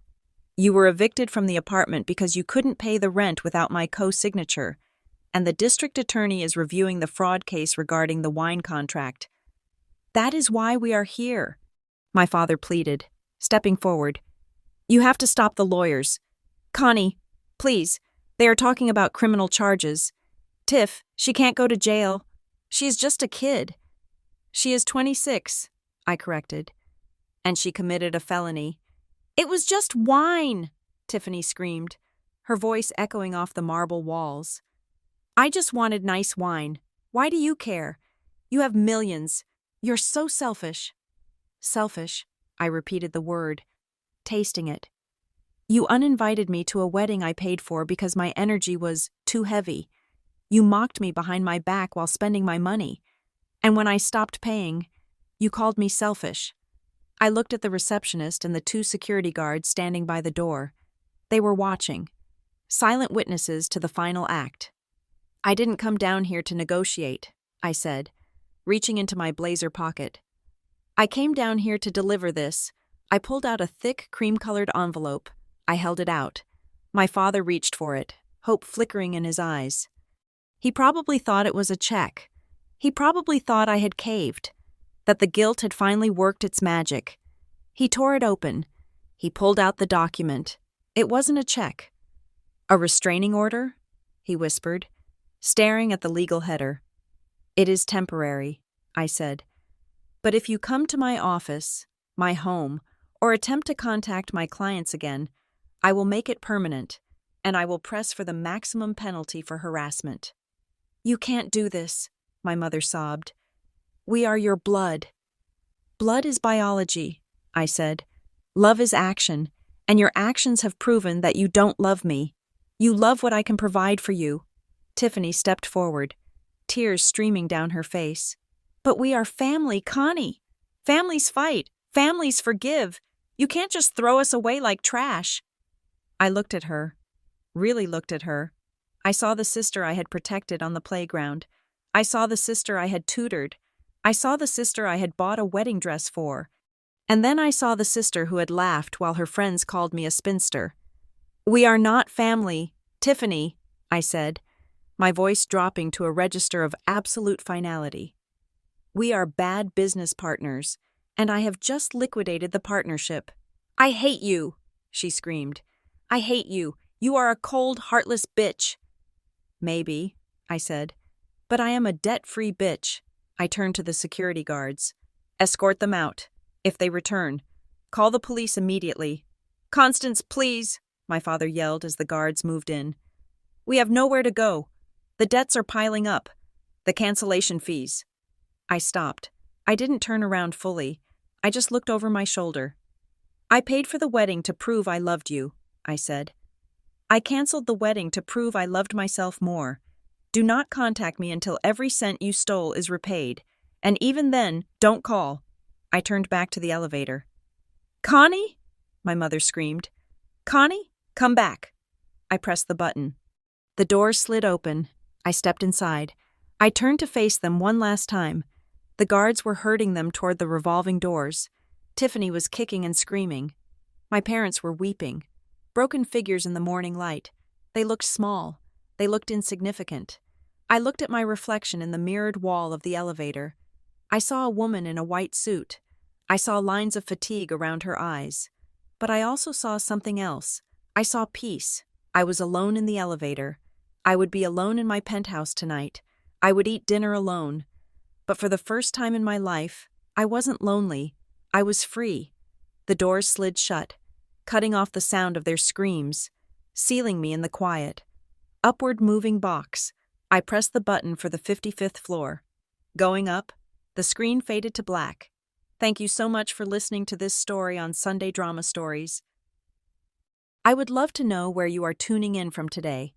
Are you listening on your commute, while cooking dinner, or maybe relaxing on a weekend? Please let me know in the comments below. I love reading your stories.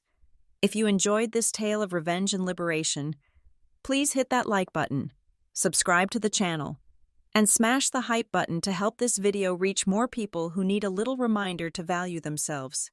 See you in the next story.